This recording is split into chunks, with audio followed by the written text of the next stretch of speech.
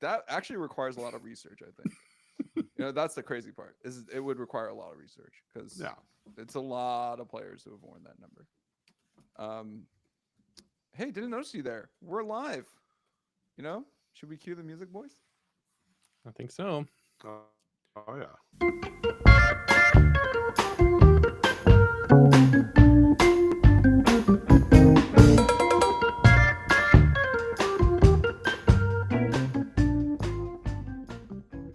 Welcome, one and all, to another edition of Everyone Hates Us, a podcast dedicated to the art of winning and the beautiful sport of baseball. And that's right, I said baseball because football season is finally over.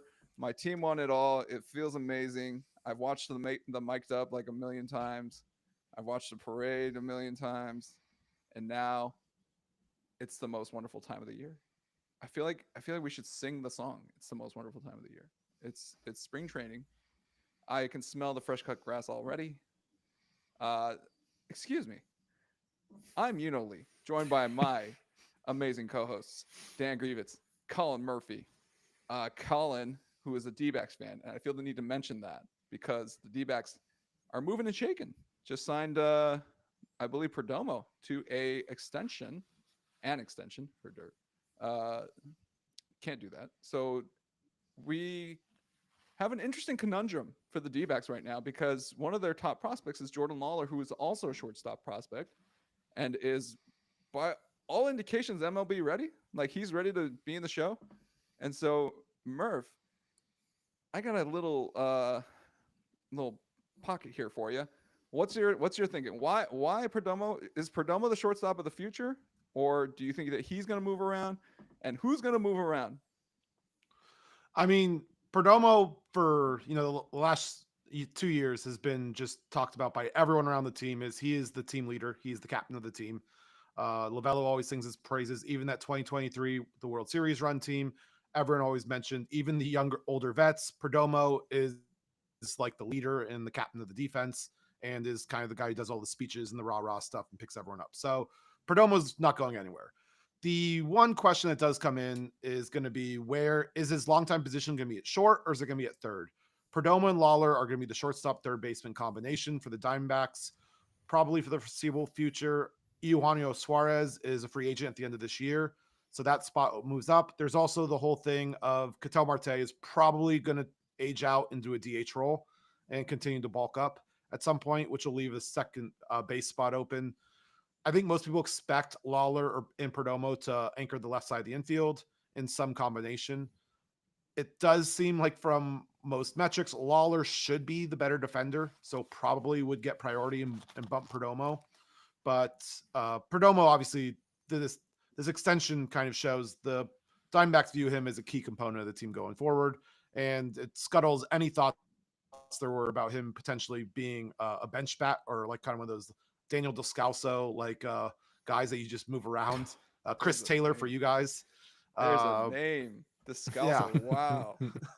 So I think this is a guy who's going to have a position. It's just it'll be interesting to see how it shakes out between him and Lawler. We put Lawler at third a little bit last year to try and get him in, especially when Suarez was slumping. Lawler was horrible, but he's also very young. I don't think anyone's really holding that against him. Obviously, still one of our top prospects. Everyone's still super high on him, so not too much concern there. But yeah, that I expect that to be the left side of the infield.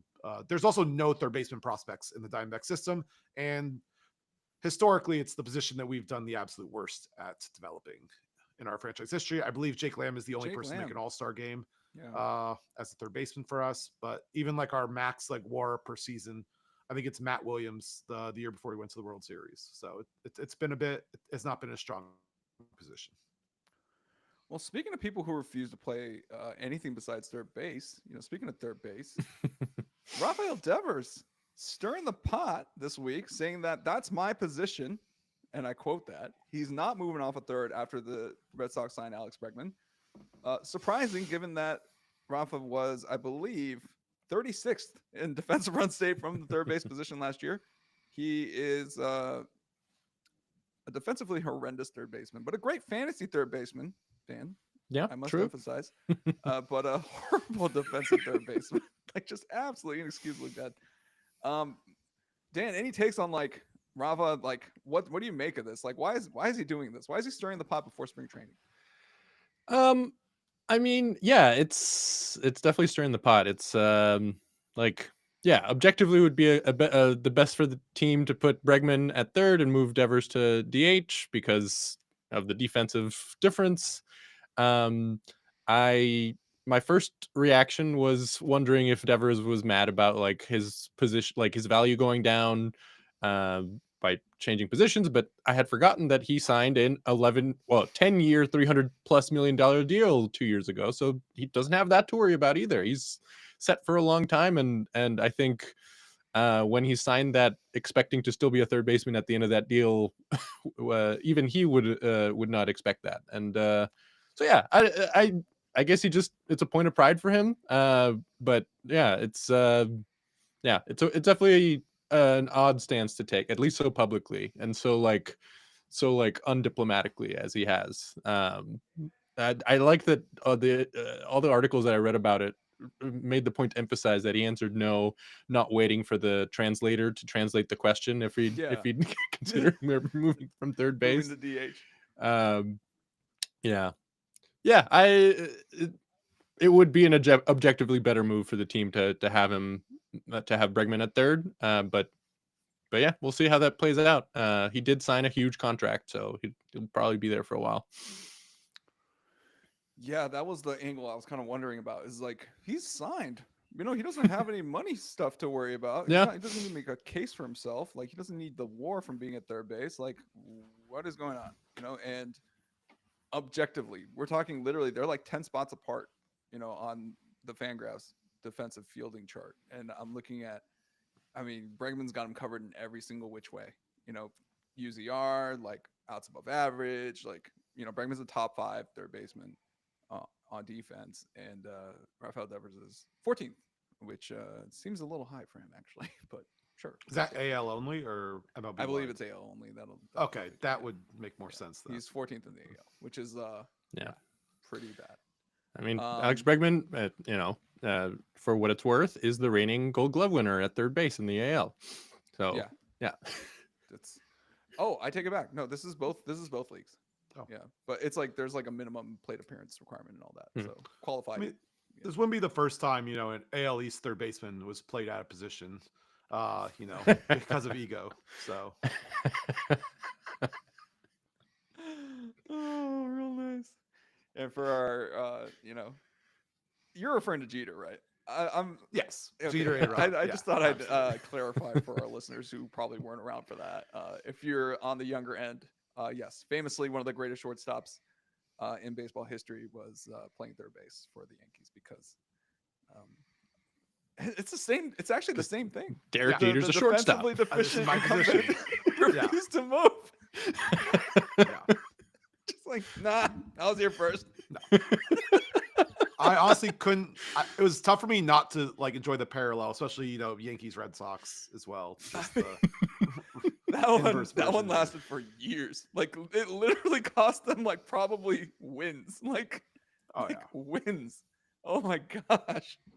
Oh god. Yeah. A-Rod and Jeter being probably the most famous example of Jeets isn't moving off his spot, right? So well, we've got a pretty interesting episode for you today. We're going to go just through a tier list, and then we'll go straight to gratitude and rants, matchups we're looking forward to. But the tier list is, well, fellas, the MLB season is upon us, which means technically, the offseason is kind of over. Now, there are still some free agents left on the board, but I think the major ones have been signed. So our first announcement is that the free agency tracker game has finally concluded. We have a winner. And with the signing of the Alex Bregman contract, Daniel Grievitz is first place. And Murphy comes in at second. And Yuno is third. Now, per the rules, Dan gets to pick a article of clothing that Yuno must purchase, a jersey, I believe, of his choice. And I have to wear it. And I will wear it on air. But Dan, big announcement. Have you had time to think about this? Do you want to kind of drop it here? Oh yeah, I have. Yes, absolutely. I watched rewatched that episode, and you did say you were going to wear it for a week. is is what you said. All right. Yeah. So I had a couple of clarifying questions because I have a couple different options. What will happen to the jersey after? Are you going to dispose of it? Are you going to? I think we should be able to take it. So the winner should get it. Okay. So I'll send it to you. Yeah. Okay. Then Or when you come by, I'll give it to you. Sweet. All right. So then I have my answers ready for that. Okay. All right. So I think that Oh my fucking god. No. We're not doing this. Oh, it's better. It's better. Oh no, we're not No, doing it's this. We it's can't do better. We've been talking about this. this. Oh my lord. No. No, not that one. Yes. Not that Yes. one. No, guys. Yes. No, not that one. I can't wear that. Yes, you can. No, Yes, you no, can. no, not that one. Guys, not that one. Also, That's- where am I gonna find that? you gonna Actually, get it's like a- very easy to find. They're all over the place. I need to get like a Temu version, like probably, right? Like it's like that was why I had options like a hierarchy ready in case you couldn't find the one that I specified. yeah. So ideally, I would want a 2009 Samurai Japan jersey. I'm just gonna go. Second best would be a 2006 Samurai Japan jersey. Third best would be a Oryx Blue Wave jersey, and then lastly a Seattle Mariners jersey. You got the damn years for the different Samurai Japan jerseys. This is pretty gnarly. I'll look for it on eBay. Hopefully, it's nothing too crazy expensive. But Yeah, I mean that's why I say like worst case a Mariners jersey's just fine. Okay. I'm gonna go ahead and say all the Samurai Japan ones are very expensive and collector's items, and therefore I could not find one. You know what's I see funny a is $12 one on Temu right now. So I don't want to order from that's gonna be a Temu. tough sell. I'm not gonna order from Temu just on general principle. As an American, I cannot order from Temu. So, because they circumvent the tariffs by basically air mailing all their crap. So I'm a no go on Temu. I'm very anti Temu, by the way. I don't know why I'm talking about them. Okay, fair enough. And I will honor the wishes of the winner. If Thank you. my flesh were to like sear off because I put this jersey on, that I will be suing you. Just a heads up. Like you will be hearing from my attorney. Like, As long as I get the jersey at the end, it's worth it. I really want to congratulate you, Dan. Like this was it wasn't particularly close until the end there, where Colin really had like a comeback trail come in. So big shout out to Dan for putting it together and a particularly painful punishment for sure to have to wear that for a week. I will not wash it before I send it to you after having worn it for a week. But Ichiro said our country smells like garlic, but did you know that Korean people actually genetically predisposed to not have body odor? And so it works out. You can Very thank nice. the Korean people for that, that the Ichiro jersey doesn't smell. Maybe I'll just rub garlic on it just to I hate him so much now. Like I respect him a lot as a player. I can separate the player from the persona, like because the persona basically is a baseball player except for that one thing. And so like yeah, he's like, oh my god. That's so stressful. I like the slow realization that he wasn't talking about the Mariners one. It wasn't very slow. I was like, wait a minute. Because I really like my mind went to like, what's the worst possible thing he can do to me? I'm like, oh, wait a minute. Yeah, as nice as much as I could tell that you didn't like the Terrell Owens Cowboys jersey. I yeah. I'm so glad you didn't make me do that. Like I really gotta thank you. Because I said, oh, I'll just ship it to you, hoping like you don't need a Terrell Owens Cowboys jersey. Yeah. And then I was like, oh, he waited for that. Like, he was waiting on that. Yeah. I mean, it really does change it because, yeah, like Packers fans, why would we want a Cowboys jersey anyway? Like, it doesn't really make. I mean, I have a Brandon Whedon one, obviously, but as I showed last week. But You know what the worst revelation Obviously. about all of this is? Obviously. Like, you know what the worst part of all of this is? Is I learned that you two are texting each other, are capable of texting each other, and yet still talk about soccer in the group chat. Yeah, That we was don't the want to worst part exclude of you me from that. discovering You know? anything about your guys' communications. Like we have That was just important so that you would get some of the references we would be making on the podcast. I don't care. I just like it's white noise to me. I'm like Milan. There's no baseball team in Milan. All right, like Probably what are you is talking now. about? Huh? Mike Piazza's in Italy building up the Italian baseball infrastructure. There probably is an Italian Milan. You know, it's probably like Milan. Like, what is this? Like a bootleg, Disney knockoff Yeah, like movie. Mulan. You mean Mulan, guys? Like, what's going on? Yeah, that's a rough one. Oh man. Okay. All right. So Ichiro it is. I will try to find it. I won't buy it off Timo. I do have like kind of morals in that regard. I I put that's Etsy link- that's I put fair. an Etsy link in there. Yeah. But the eBay, wherever, and what's nice is I was going to actually say it works out. The reason why I said I'll send it to you because Dan, you and I are pretty, tall fellas, so like it actually Yes. kind of works out so you can actually wear it. So that's pretty cool. Awesome. Um, Looking forward to it. Looking forward to all of it. it's gonna be. I Great. was really looking forward to this reveal. I'm happy that we started the show with it.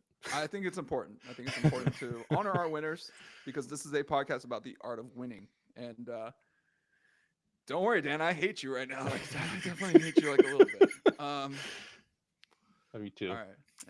Love you too, buddy. Okay. We're going to get to this, I swear.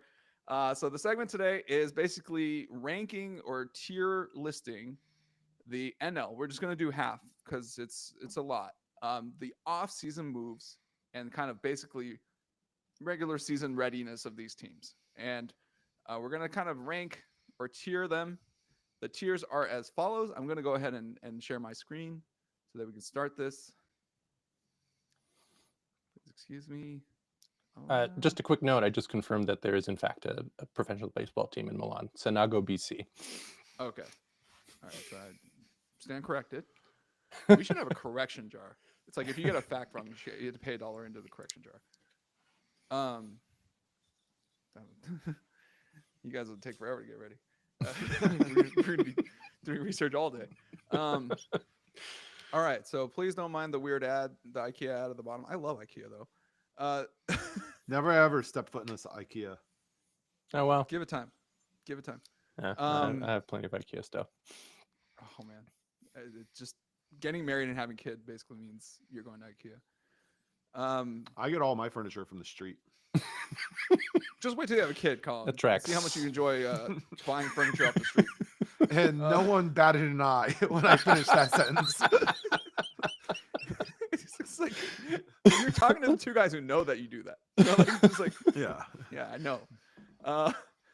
Let's get back on topic.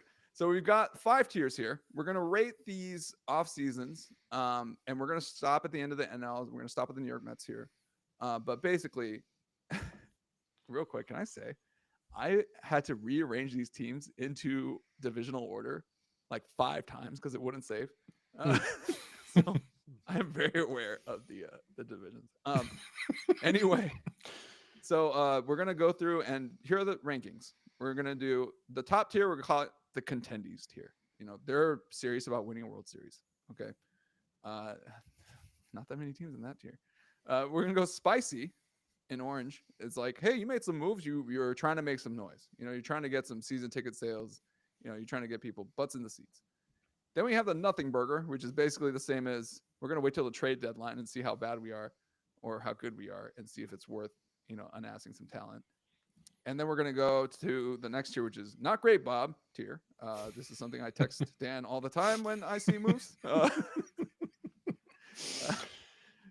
This usually pertains to the Lakers, and then the final one is the tank formation, a team that is actively trying to get younger, I guess is a nice way to put it, but is not serious about contending this year. So just as a clarification, based on the names, like we're solely judging the off season, like there are teams that are contenders who didn't do many moves this year is what exactly. So we're kind of doing basically like, all right, so where did you land? Did you land worse? Did you give up ground in your division? Those are the kind of questions that we want to make, because the offseason is a competition, just like baseball. It is a competition. Yeah. So this isn't how we are actually judging the teams. It's how we judge their offseason. Yeah, it's how we're judging their offseason and where they kind of like, did they make up enough ground? Did they make some noise? Sure.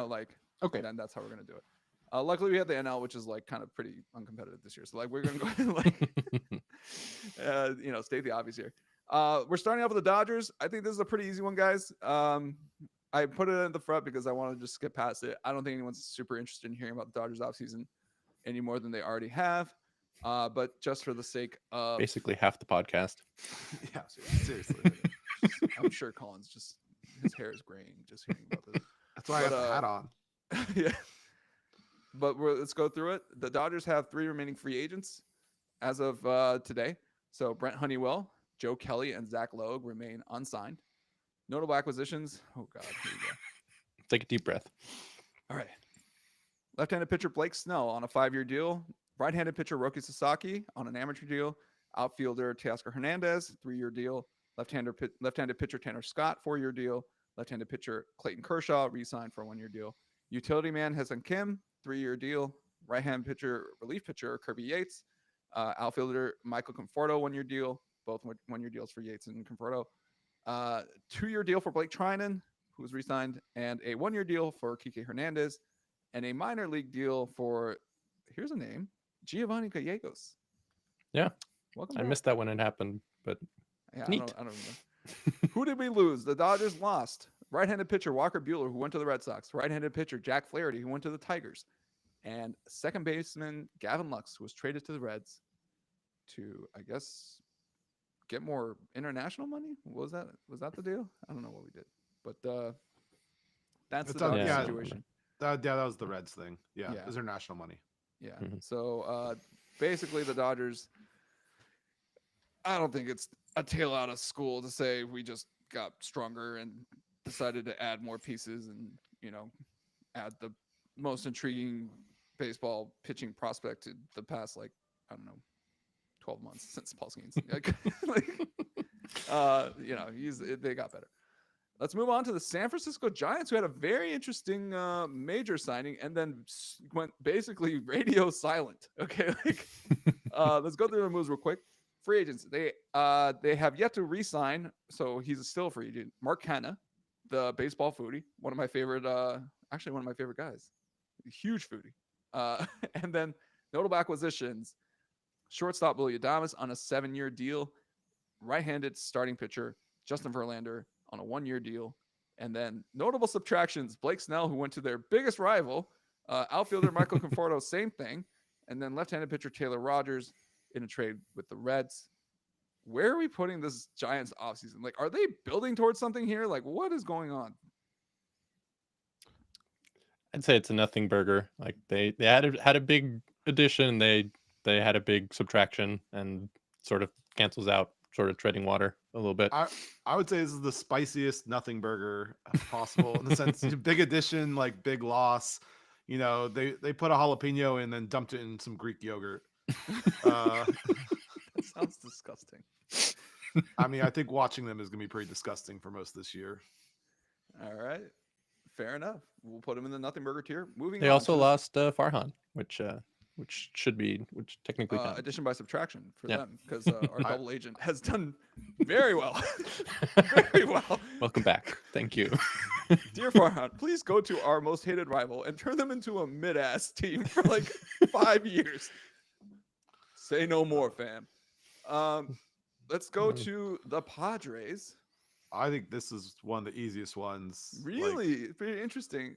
Let Well, me I run think down their real tank quick. formation, they did nothing. Like, what did they do this Whoa, offseason? Stop right there, They Colin. took There straight are L's. acquisitions and subtractions to speak of. Let's get to them. The right-hand pitcher, starting pitcher, relief pitcher, whatever he was in Boston, Nick Pivetta. And then we have the catcher Elias Diaz on a 1-year deal, Connor Joe on a 1-year deal, Jason Hayward on a 1-year deal, Kyle Hart on a 1-year deal, and Yuli Gurriel, the oh man, he's on the same team as Yu Darvish now. Can you believe that? Reported minor league deal. And then notable subtractions. Here we go. Oh man, you guys want to hear the fastest 9 wins ever? Left-handed pitcher Tanner Scott went to the most hated rival, the Dodgers. Outfielder Jurickson Profar went to the Braves. Shortstop Ha-Seong Kim went to the Rays. The catcher Kyle Higashioka went to the Rangers. Martin Perez went to the White Sox. Yikes. I'm sorry, Martin. And Donovan Solano, infielder, went to the Mariners. What are we doing here?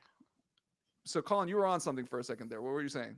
I think I'm hard pressed to think of many teams that lost more talent like this offseason than the Padres, especially considering the window they're in. I think maybe I'm overgrading it for a little bit on that too, but like they're aging out a little bit, and I mean, the team is not improving. Like losing Kim, losing Profar. I mean, just across the board, like they have some serious like the team is much weaker than it was before. And Even signing Nick losing Pivetta does not change Higashioka, that. like he was Yes, yeah. super solid for them too. Like, yeah, I agree. Like they clearly have completely changed directions. They are trying to hold on to what little they have. All right. Well, we're coming up on Colin's team.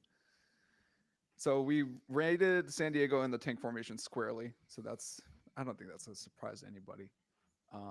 Anytime you're getting backfilled with Jason Hayward and stuff like that, which I love JA, but like, Nick Pivetta, 4.14 ERA last year. He was solid. Perfectly serviceable back of the rotation pitcher. 6 and 12. 6 and 12. Actually, you know what? There might be a bigger nothing burger than the Giants here. We've got the Colorado Rockies up next. Daniel Bard and Brendan Rodgers have yet to be signed. They are free agents. The notable acquisitions, they re-signed Jacob Stallings to a 1-year deal, catcher.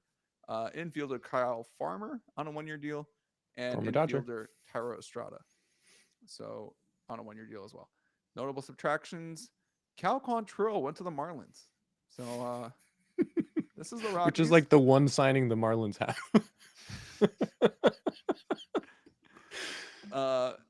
Dan, where you put him? I mean, yeah, this is essentially nothing. Good for them for getting a former Dodger and Kyle Farmer. But. Let's go. Okay. Now let's move on to Colin's team, the D-backs. Here we go. This is really. Oh, you know where I'm putting them. So. No free agents. Yeah. No free agents remaining. Notable acquisitions. Josh Naylor, first baseman in a trade with the Guardians. Outfielder Randall Grichuk was re-signed on a 1-year deal. And right-handed pitcher Kendall Graveman on a 1-year deal.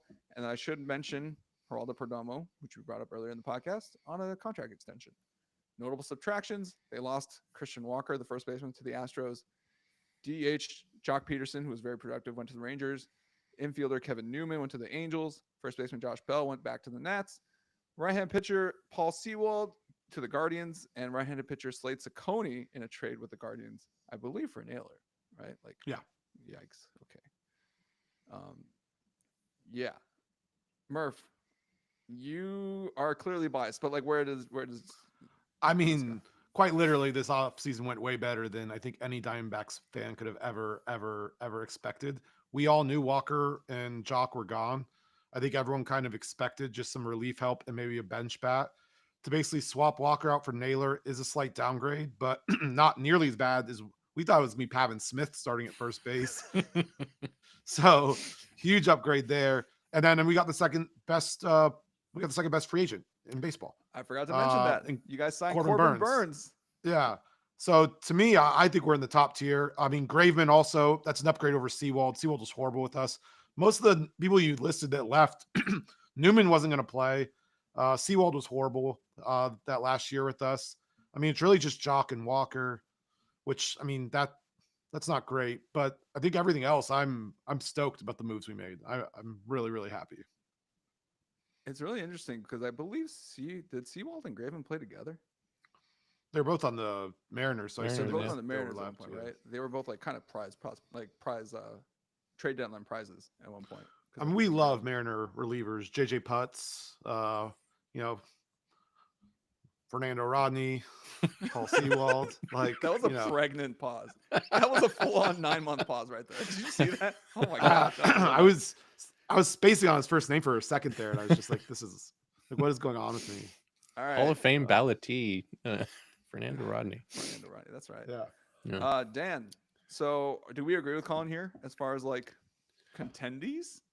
Ooh, yeah. I mean, they had a great offseason, especially versus their expectations. I would have had them in spicy personally, but yeah, high spicy, low contendees. somewhere around there.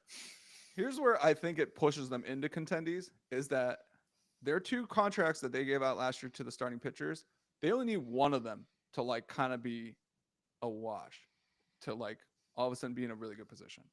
Like they had 2. Erod Yeah. was a nothing burger last year. Jomo was worse than that. Like he was a productively bad player. Like he was Actively producing harming bad the team. outcomes, like very consistently. So they only need one of those to change into not crap, and all of a sudden you've got a pretty solid rotation. Zach Allen's obviously last year. Hopefully they're not trading him at the deadline. So I think for me it's a lot firmer contendies because that starting pitching situation really only needs to turn around a little bit. You had Jomo with the late start, Erod with like injuries.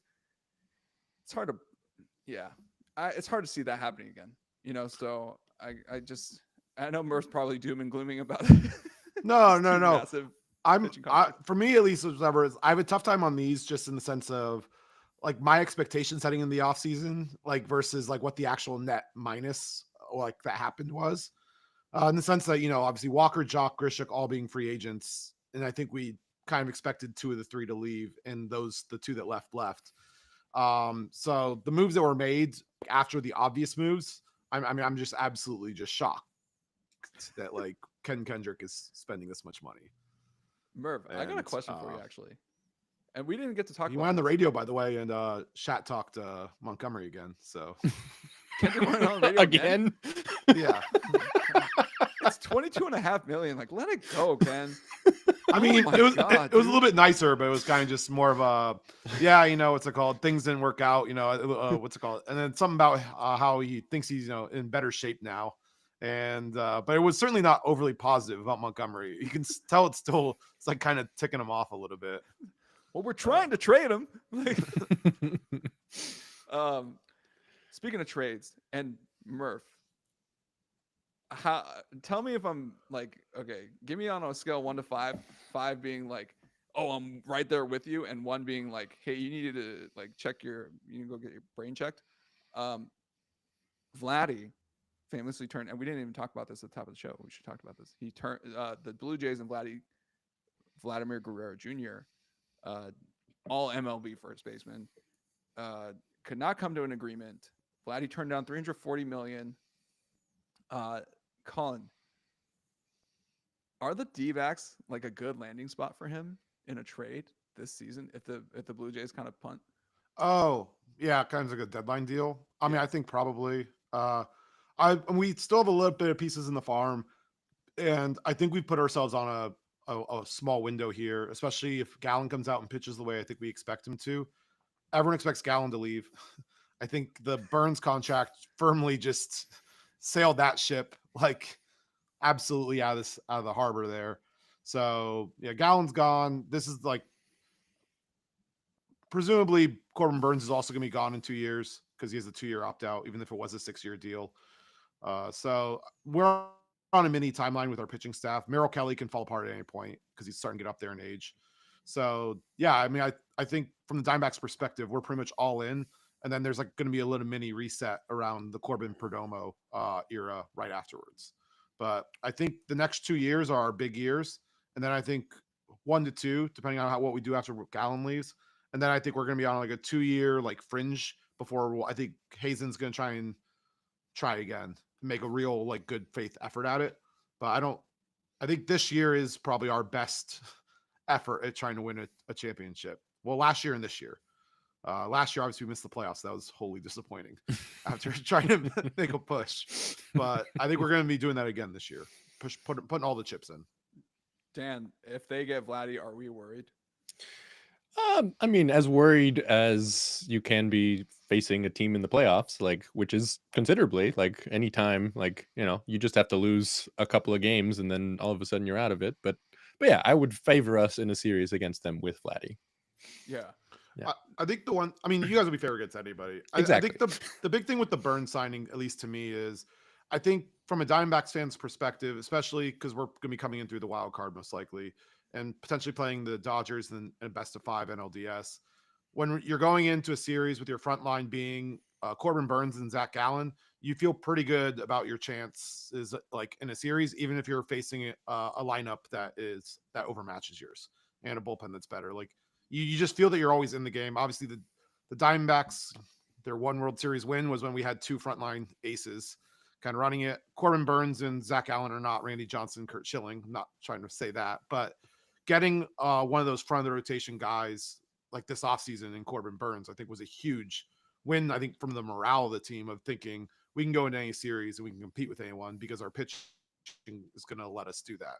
Our pitching wholly disappointed everyone last year, but that's kind of the mentality I think you get coming out of the Burns trade, which is why I'm so happy about the Burns trade signing, not trade, the Burns signing. So also he's a workhorse, which I do like.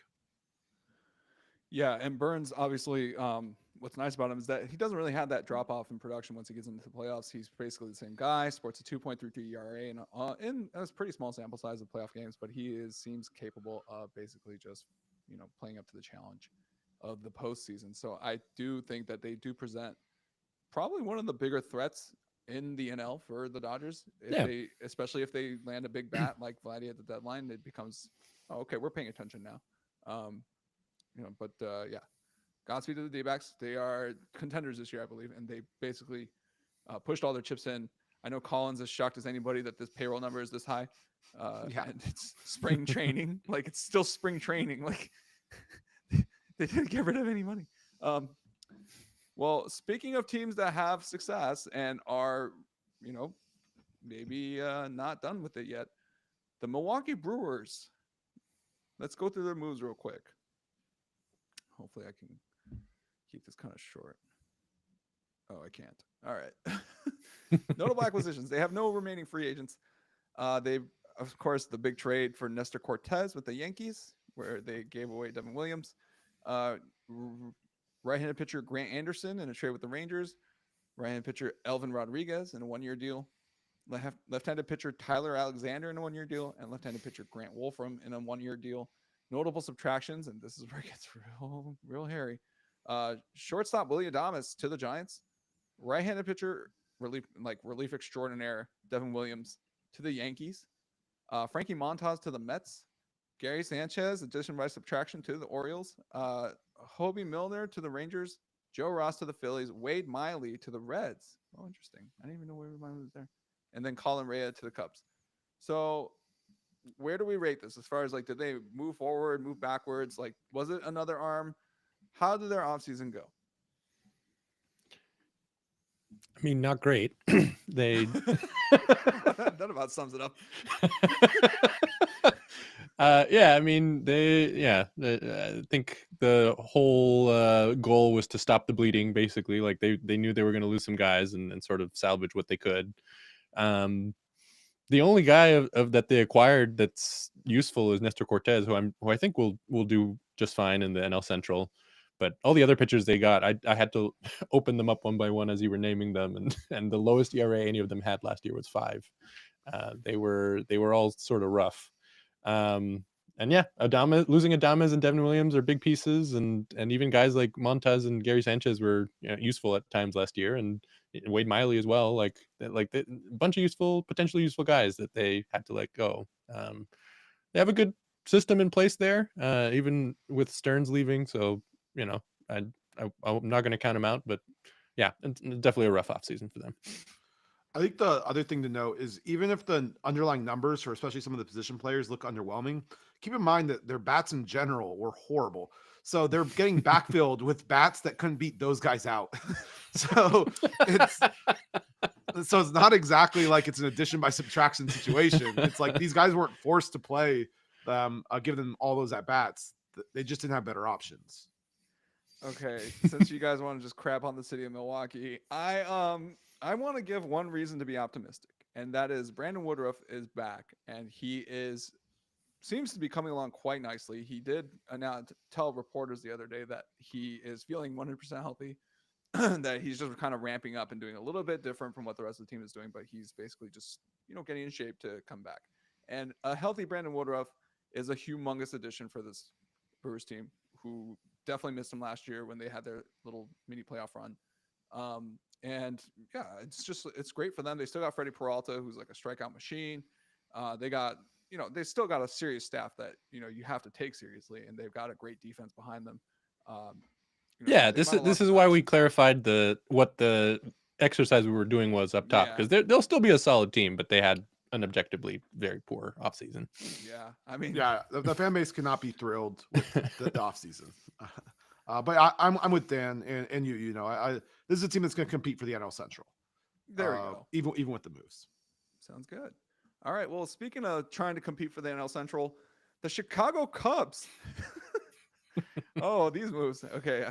It's a mouthful. Here we go. They have one remaining free agent, left-handed pitcher Drew Smiley.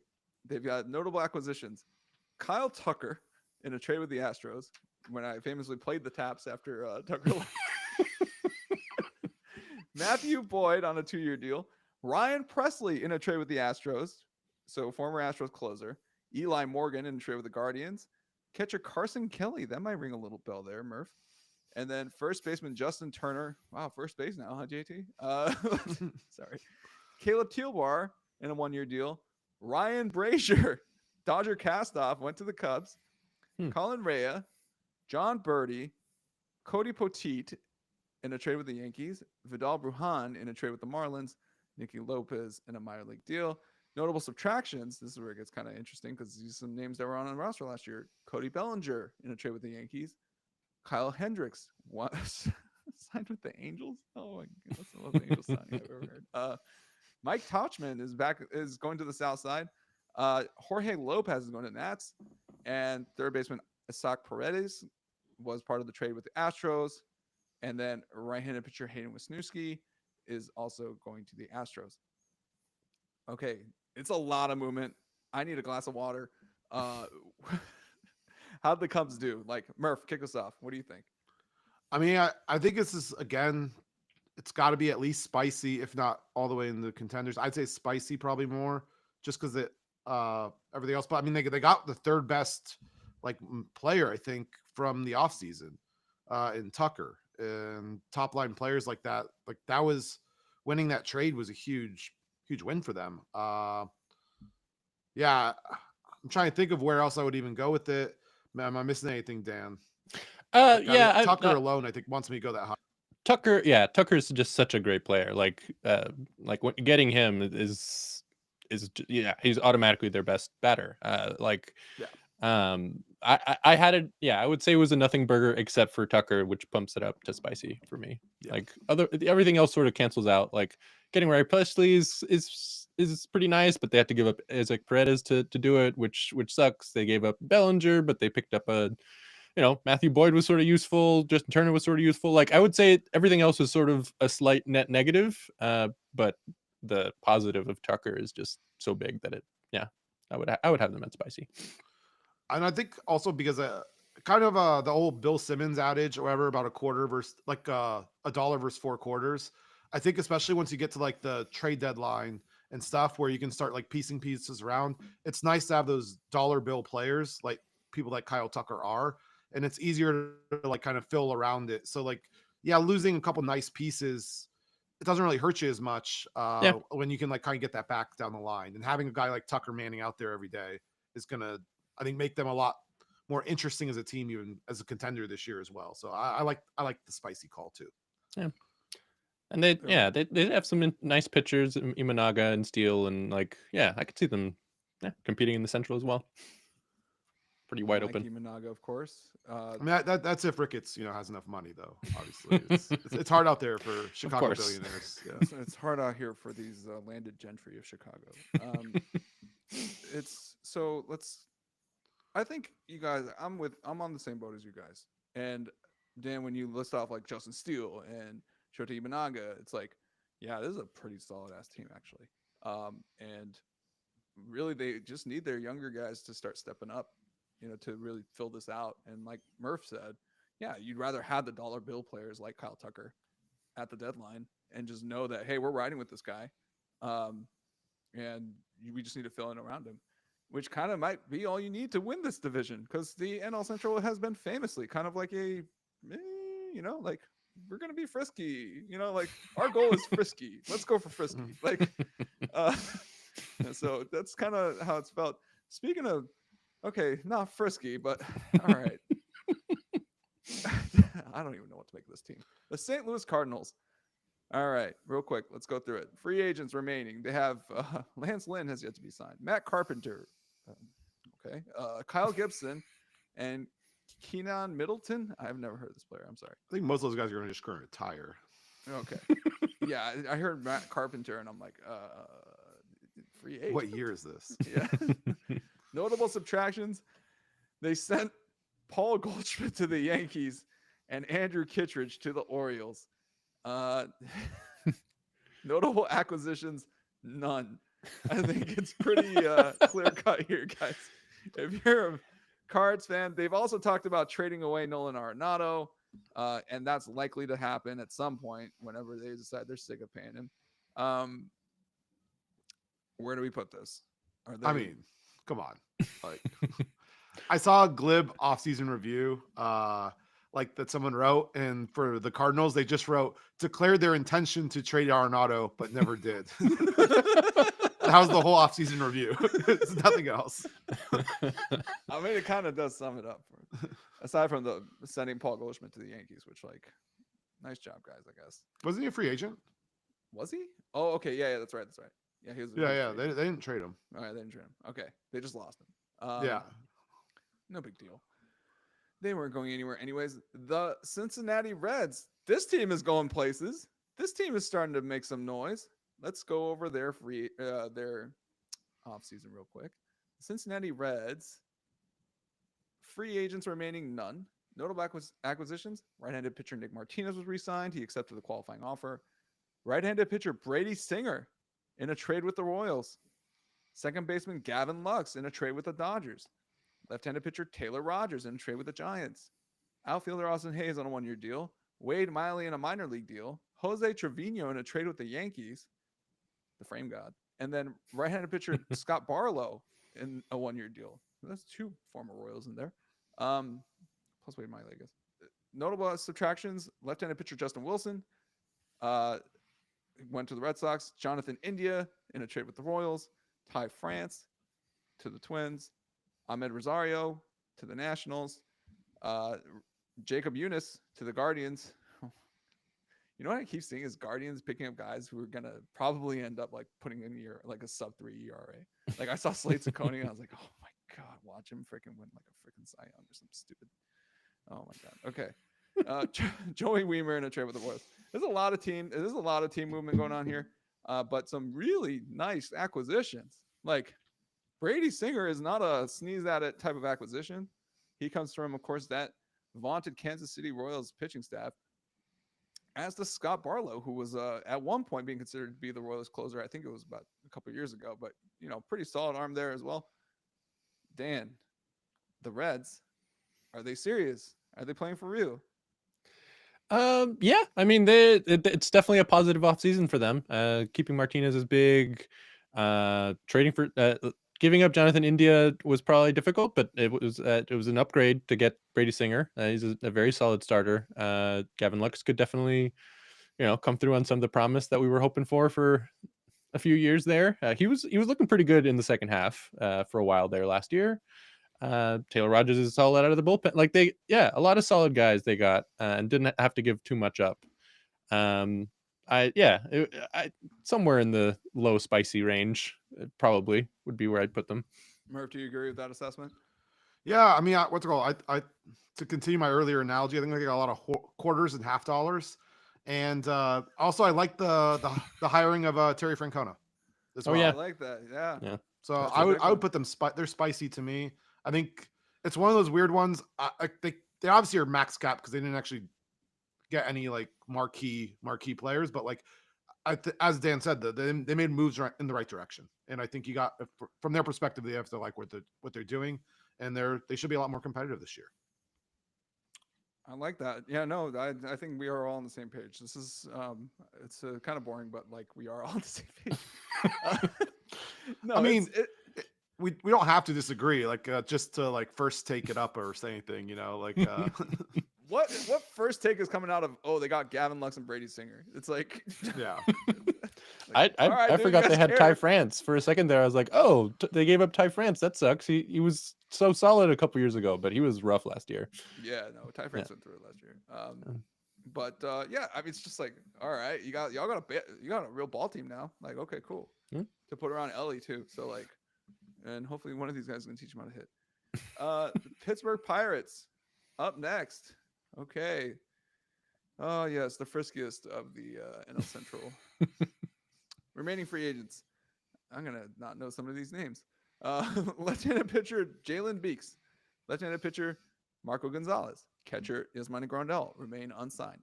Notable acquisitions. Oh my God, Andrew McCutcheon on a 1-year deal re-signed. Damn. Spencer Horwitz in a trade with the Guardians. Tommy Pham on a 1-year deal. Adam Frazier on a 1-year deal. Caleb Ferguson, former Dodger, on a 1-year deal.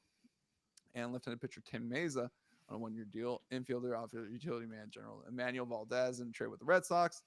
Notable subtractions: they lost Aroldis Chapman to the Red Sox. The right-handed pitcher Luis L. Ortiz in a trade with the Guardians. Brian De La Cruz with the Braves now. Oh God! And then Connor Joe with the Padres and Michael A. Taylor now with the White Sox. So, okay, Pirates did not see them making this many moves, but sure, okay. Where are we rating this, Dan? This is sort of the other side of the Reds coin for me. Like, I guess low, not great Bob, high, nothing burger. Like on the borderline between nothing burger and not great Bob, just because, yeah, like whatever. They have gotten a little worse, but ultimately it's sort of, that cancels out. I don't think we can put them in any tier except not great Bob. Because their owner's name is Bob Nutting, and that's who we should be addressing. That is a very strong argument, and I Bob. agree. Yeah. Well, one thing I find interesting in this one specifically is like just for the not great Bob tier, like if you were to like poll the fan bases, I think you'd have totally different ideas on how they view their own offseason. Just because Brewers fans knew they weren't bringing back Adames and they kind of expected the moves that they were going to make. I think Pirates fans are very frustrated after a promising year. There was zero investment at all really in the club. And so I actually think that it's kind of a weird situation where while maybe like the net like talent kind of is the same, the feelings from both fan bases could not be like more different. Yeah, that's true. The sense of like Brewers fans being more accepting to positive, while Pirates fans are kind of like cheap Bob Nutting again. Like I can't stand the guy, but I will give him props. I like the fan service move of Kutch. That's the one thing that's kind of like, oh yeah, I guess that's all right. I think the Pirates, and okay, to be the Mr. Positive guy again. So the Pirates have some really promising pitching talent here. It's not just Paul Skeens. Okay, it's Jared Jones flashed some absolutely disgusting stuff last year. They've got some made the Dodgers look bad during. They made the Dodgers look like a fool. Okay, like Jared Jones and Paul Skeens. And so I really want to give props to Pirates fans. Have every reason to want to build around this rotation because they're both 22. Okay, like they're incredible, and like y'all you have O'Neal Cruz too. We barely even talked about him. You still have O'Neal Cruz, who just like, exit velo God, right? Like, come on. So my thing is, yeah, I'm with Murph as far as like I understand the Pirates fans' perspective here because it sucks. You have all this like potential, and I'm with you. Like you guys need to do something, dude. Like, yeah, you signed Brian Reynolds, like. Okay, cool. Now what?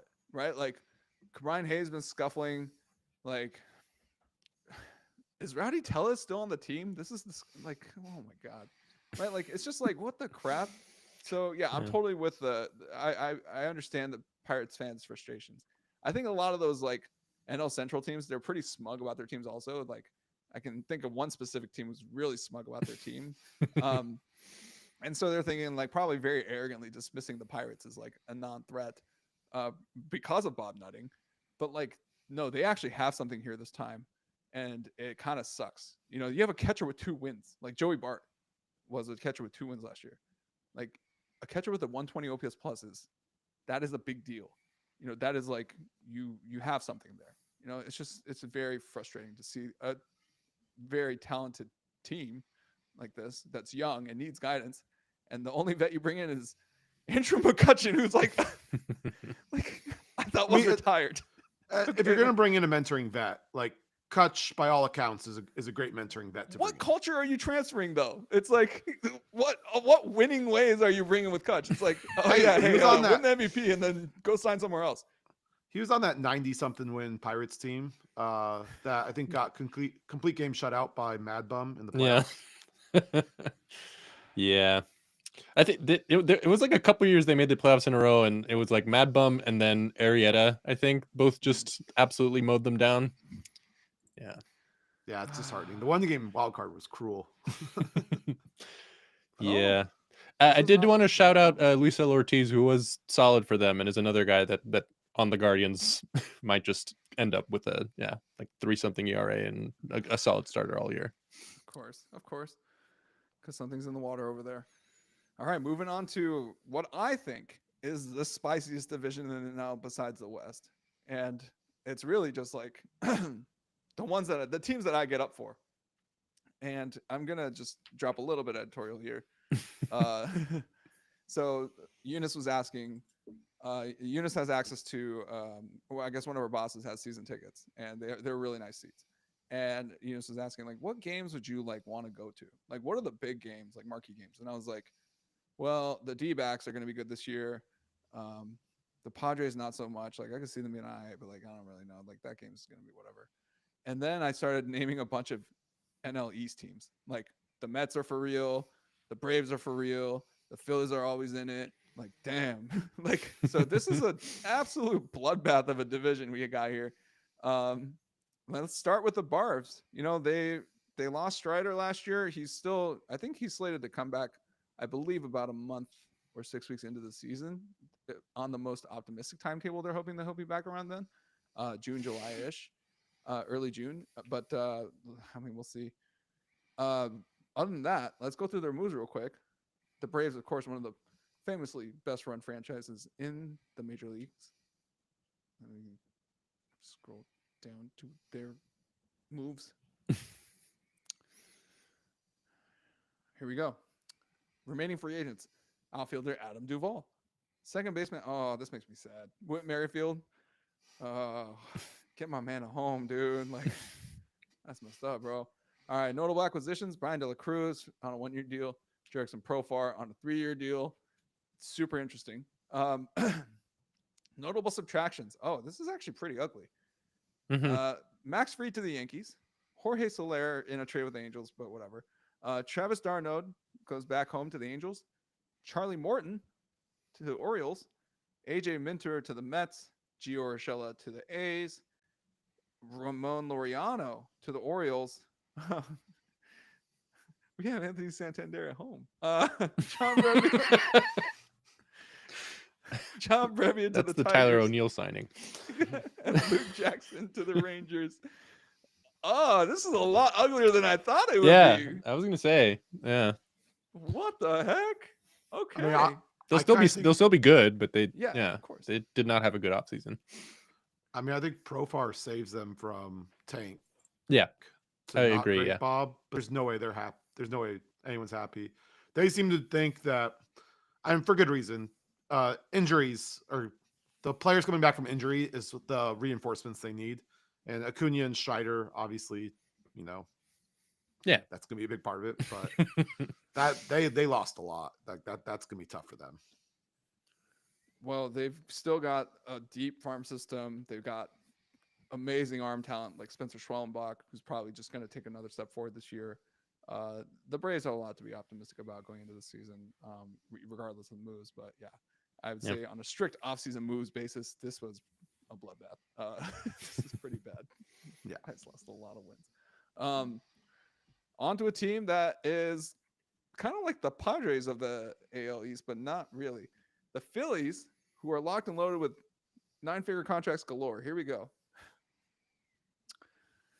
Okay, so the Phillies have made some moves. Spencer Turnbull remains unsigned, which get my man a job. Notable acquisitions. Oh man. Jesus Luzardo. There's a Yeah. name I keep seeing. Oh my gosh. Wasn't he rookie of the year or something? Jordan I don't Romano. think he was rookie of the year, but he was really good. Was he not rookie of the year? He had a good He had really solid. Like, yeah, he was really good for the Marlins for a couple years. But I think eighth in rookie of the year voting. Yeah. Sorry. Yeah. Yeah, no, that would have been crazy. Okay, Jesus Luzardo. I need to stop making fun of him. It's because I drafted him and he screwed me over. Okay, Jordan Romano on a 1-year deal. Outfielder Max Kepler on a 1-year deal. Right-handed pitcher Joe Ross on a 1-year deal.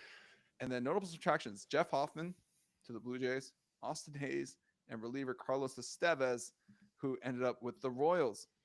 That's Estevez especially was really good. Hoffman and Estevez were really big for them last year. yeah. How are we grading this? Dan, take it away. This one's a little complicated because they did lose two big bullpen arms. Like both Hoffman and Estevez were very important to them last year. Luzardo, it's my experience with Luzardo is from out of the park, and he's always a multi-time Cy Young winner in the out of the park that I've played the most. So it's hard for me to be objective about him. He was a Dodger legend for me, but yeah, I mean he's solid when he's good, and he's still young. Yeah. I mean, last year he wasn't. Last year he was at 5 ERA. But before that, the couple years before that, he was really good. And the Phillies are the sort of team that I could see getting that pitcher back out from him. And if they do that, then it's a net positive. But otherwise, yeah, it is a poor offseason for them. I want to dip spit into Jesus Luzardo's coffee, so I think we're kind of like Yeah, that'll cancel out. Murph, be the tiebreaker here. What are we thinking as far as the Phillies? I think I put this one as a nothing burger. I think there are a lot of moves around, but I think they didn't really move a whole lot from their starting position. I mean, they lost a couple great relievers, which was inclined me to not grade Bob because Estevez and Hoffman. Hoffman was the prize relief pitcher of the Yeah. No, I mean both of them were really yeah. It is, but I mean relief pitchers are always so mercurial.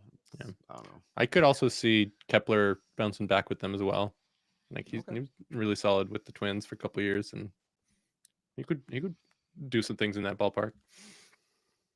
Yeah, I mean, if you guys moved to either direction, I wouldn't be putting up a fuss. I would just nod, yeah, which pretty much makes it a nothing burger.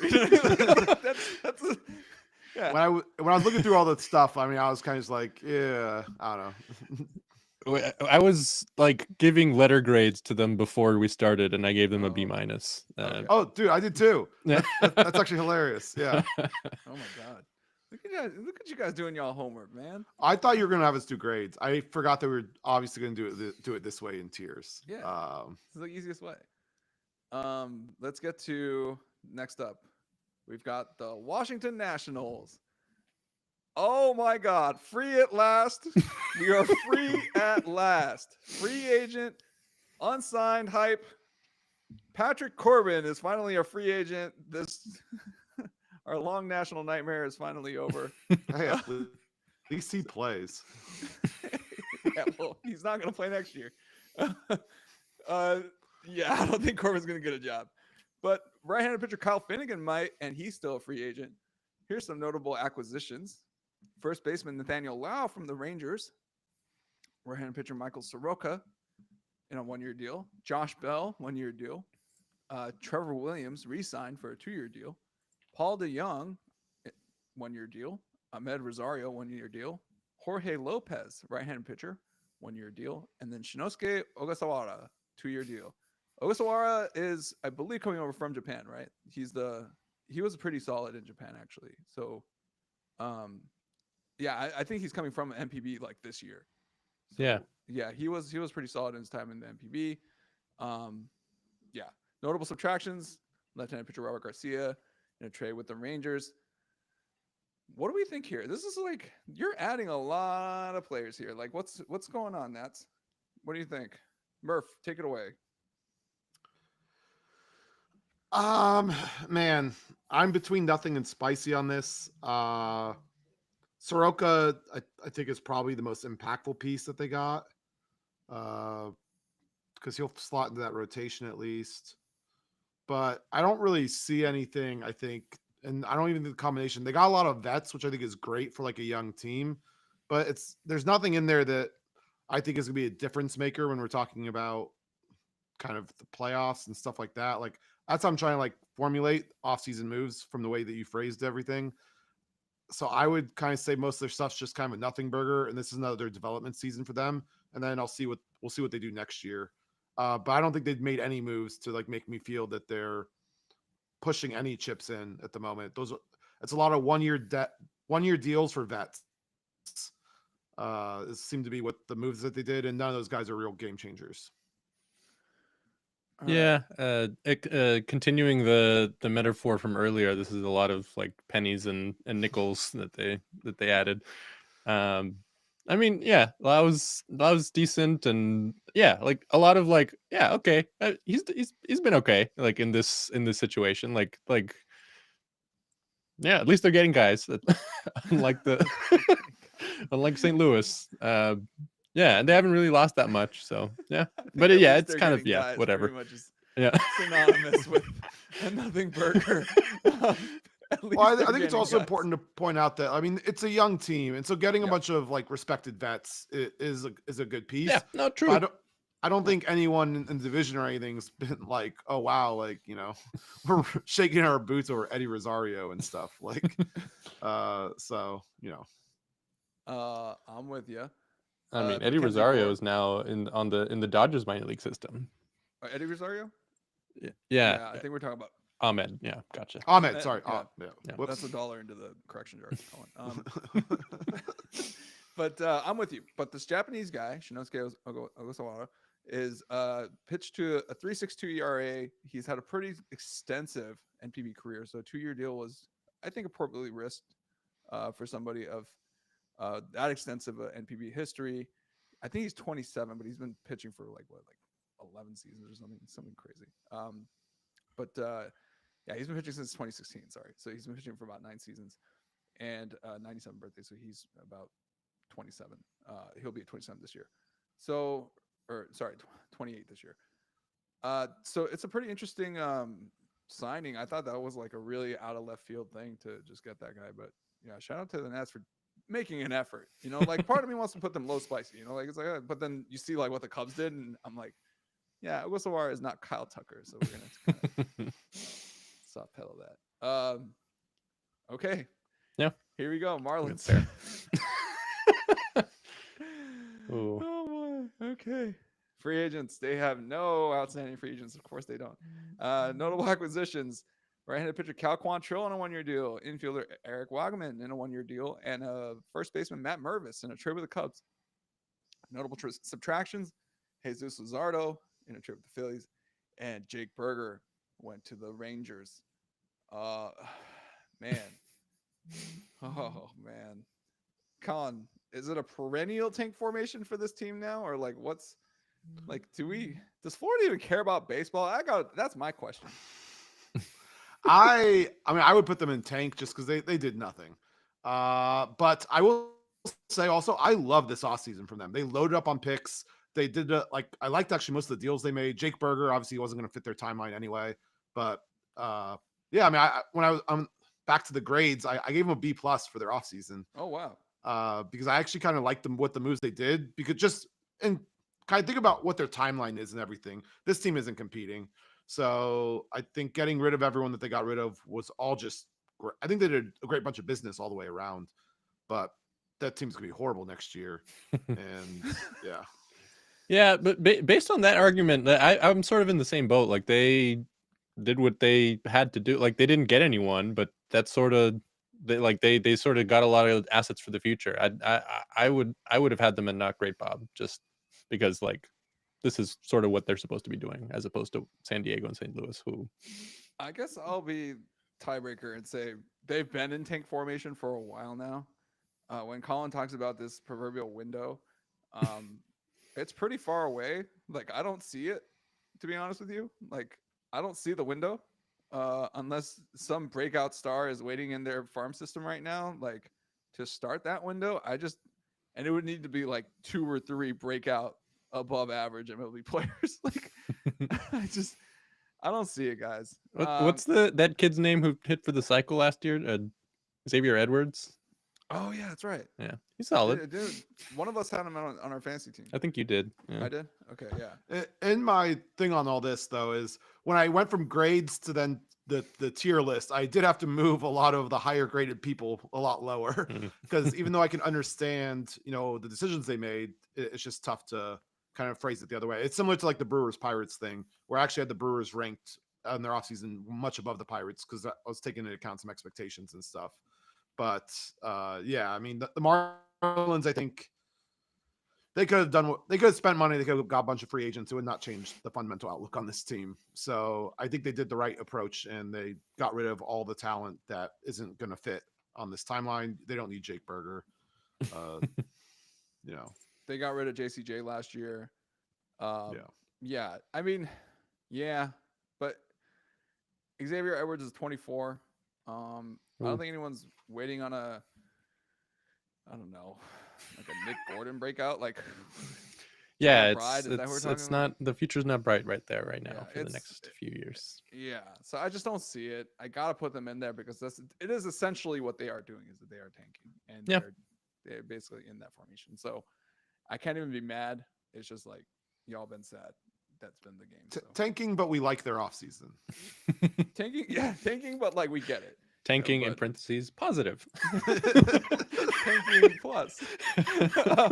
Which, by the way, in that division, honestly, might be the smarter thing to do, just because it's an absolute arms race at the top, like between Phillies, Braves, and the Mets. So, let's get to the Mets. All right, this is the one that I think is the one. It's a great one to close on. It's the New York Mets. Let's go through their moves. Oh man, I need water so bad. I think you guys know where I'm going to go on this. Oh God, here we go. Free agents. So have yet to be signed.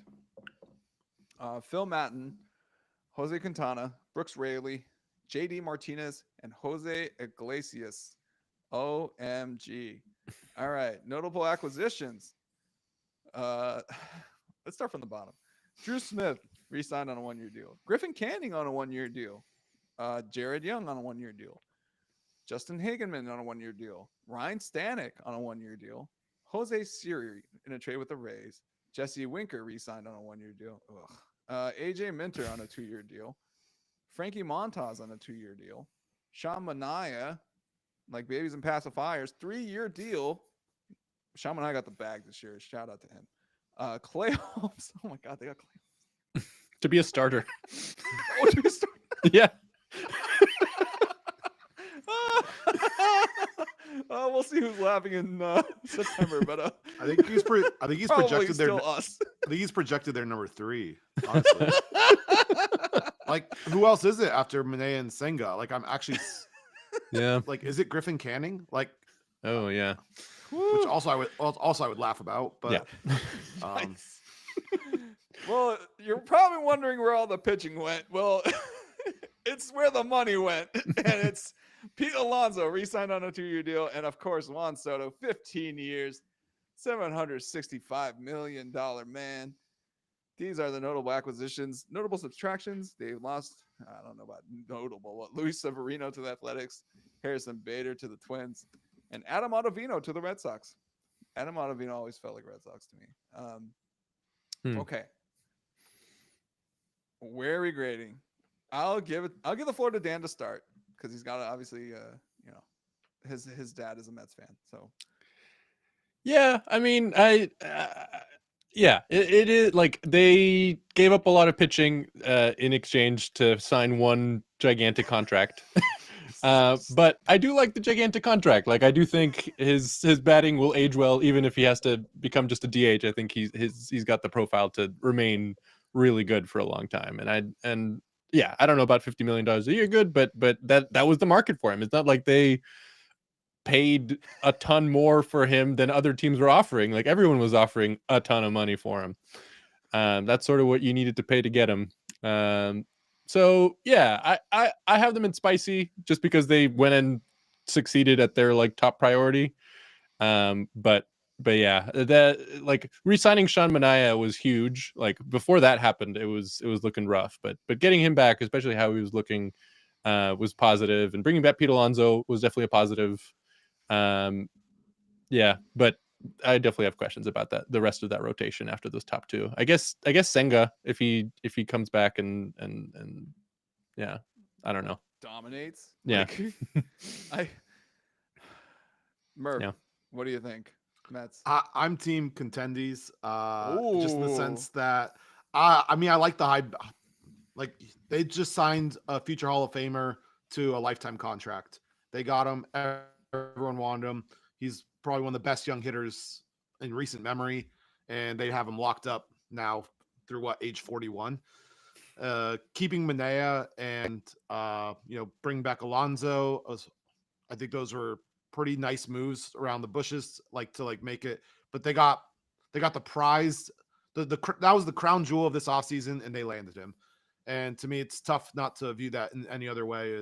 They Yeah. had a very successful offseason for that reason alone. And I do think that, albeit I said that the Diamondbacks got the second best free agent, there are tiers here, and Soto, is alone. No offense to Corbin Burns, but he's a couple tiers below Soto as far as we're talking about first ballot Hall of Fame track guy versus Corbin Burns perennial Cy Young contender. It's just not the same level of player really. So I think 2 through 5 signings, Burns, Tucker, Snell, those guys are a lot more closely aligned. Soto was by far the crown jewel. They got him. To me, that puts them to the top for me. ooh. All right. I Well, wouldn't. To be clear, by top, I mean the top tier.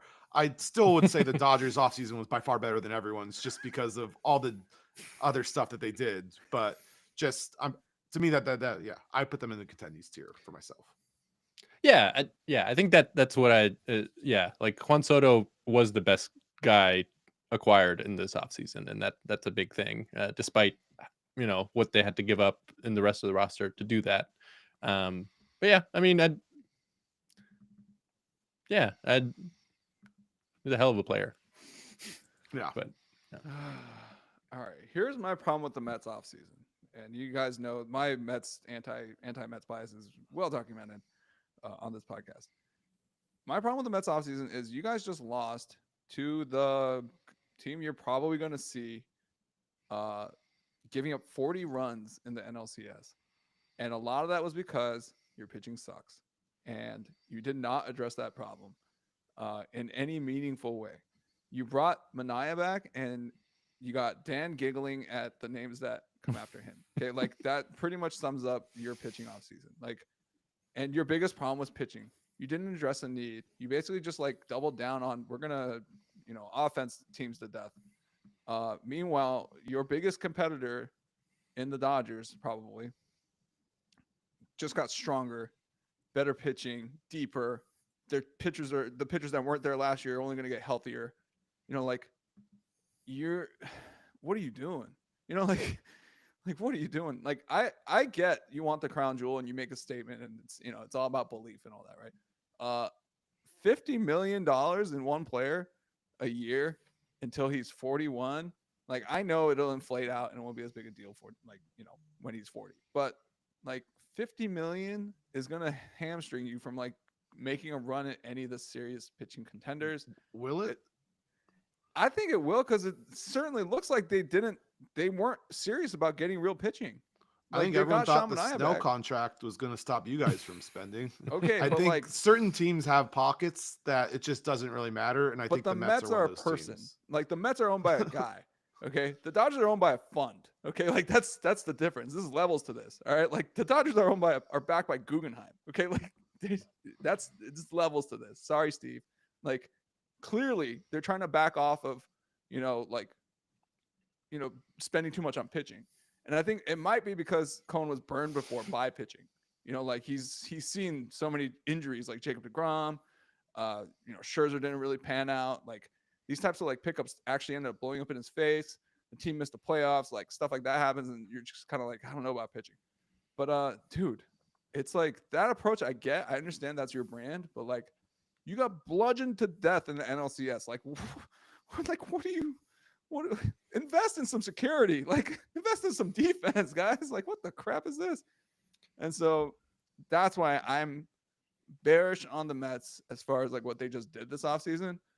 But as far as like having the crown jewel, being in New York, blah blah blah, trying to and it's it's a New York ego thing. Like it's we're trying to take away the Yankees, but like one of the Yankees' best players from last year and put him on our team. So I'm okay to putting them in contendies. I think they are contenders. I think a healthy. I'm blanking on that Japanese pitcher's name. Senga. Healthy Senga is serious. That is a bit. Yeah, threat. If he comes back healthy, he'll be huge for them for sure. Yeah, but like, that rotation is looking sad. Okay, like, they clearly really believe in Clay Holmes and Polynesian Chris Sale. Like, I'm cool with that, but like, because I love Shamanaya. Yeah, I mean, I really like the Manaea signing. I thought he looked cool good. With it. It's just like, all right, then who else after that? Because like this is like you do want like a rotation, right? Like not like two guys. Yeah. They also signed Montaz, who's out now for like 6 weeks, I think. Dude, immediately got hurt. Yeah. They don't have the prospect capital to start like acquiring crazy amounts of starting pitching, right? Like, do they want to do that? Do they like? They do have some prospect capital, but it's kind of top heavy from what I saw last time. And so, like, do they really want to do that midseason? I think the thing the Dodgers did that was really smart, and Andrew Friedman alluded to it. He's like, I hate buying before the trade deadline. It's so expensive. And I'm with you. Like, you can't replace the stuff that you trade away at the deadline. Those are prospects. Those are players you're developing under your system with your culture to join your team. And then you have to trade them away, like, just because they look really good and you need to stay competitive this year. And so it sucks. And you don't want to do that. And the Mets are signing up to do exactly that. Like, either you're going to double down on not having pitching all year, or you're going to have to basically like unask prospects for like, talented arms, whoever becomes available. So yeah, that's my Mets spiel. It's like, if I'm a Mets fan, I'm excited, but not that excited. It's like, man, this pitching is kind of dark. Like, it's not good. It is the sort of what we were saying about the Cubs earlier, but even on a bigger scale. Like they got like we said with the Cubs, they got Tucker, and that's the sort of guy you want to build around. And the Mets got their big piece, and sort of didn't get much else. They did make a couple nice re-signings, but apart from that, nothing that moves the needle that much. But at the same time, yeah, they have the big piece to build around, and it's similar to what we were saying about the Lakers. Like with Luka, we had to give up all the inside size, but you sort of do the deal anyway so that you can build around Luka. Exactly. Yeah. I mean, I think it's get the stars and then kind of like fill out around. And if you're able to get the crown jewels, I think everything else just becomes a lot easier to kind of work around. And the Mets, maybe they're not the best positioned for this individual year, but they position themselves to be in a great spot for a long time, like getting a hitter like that, who's only 26.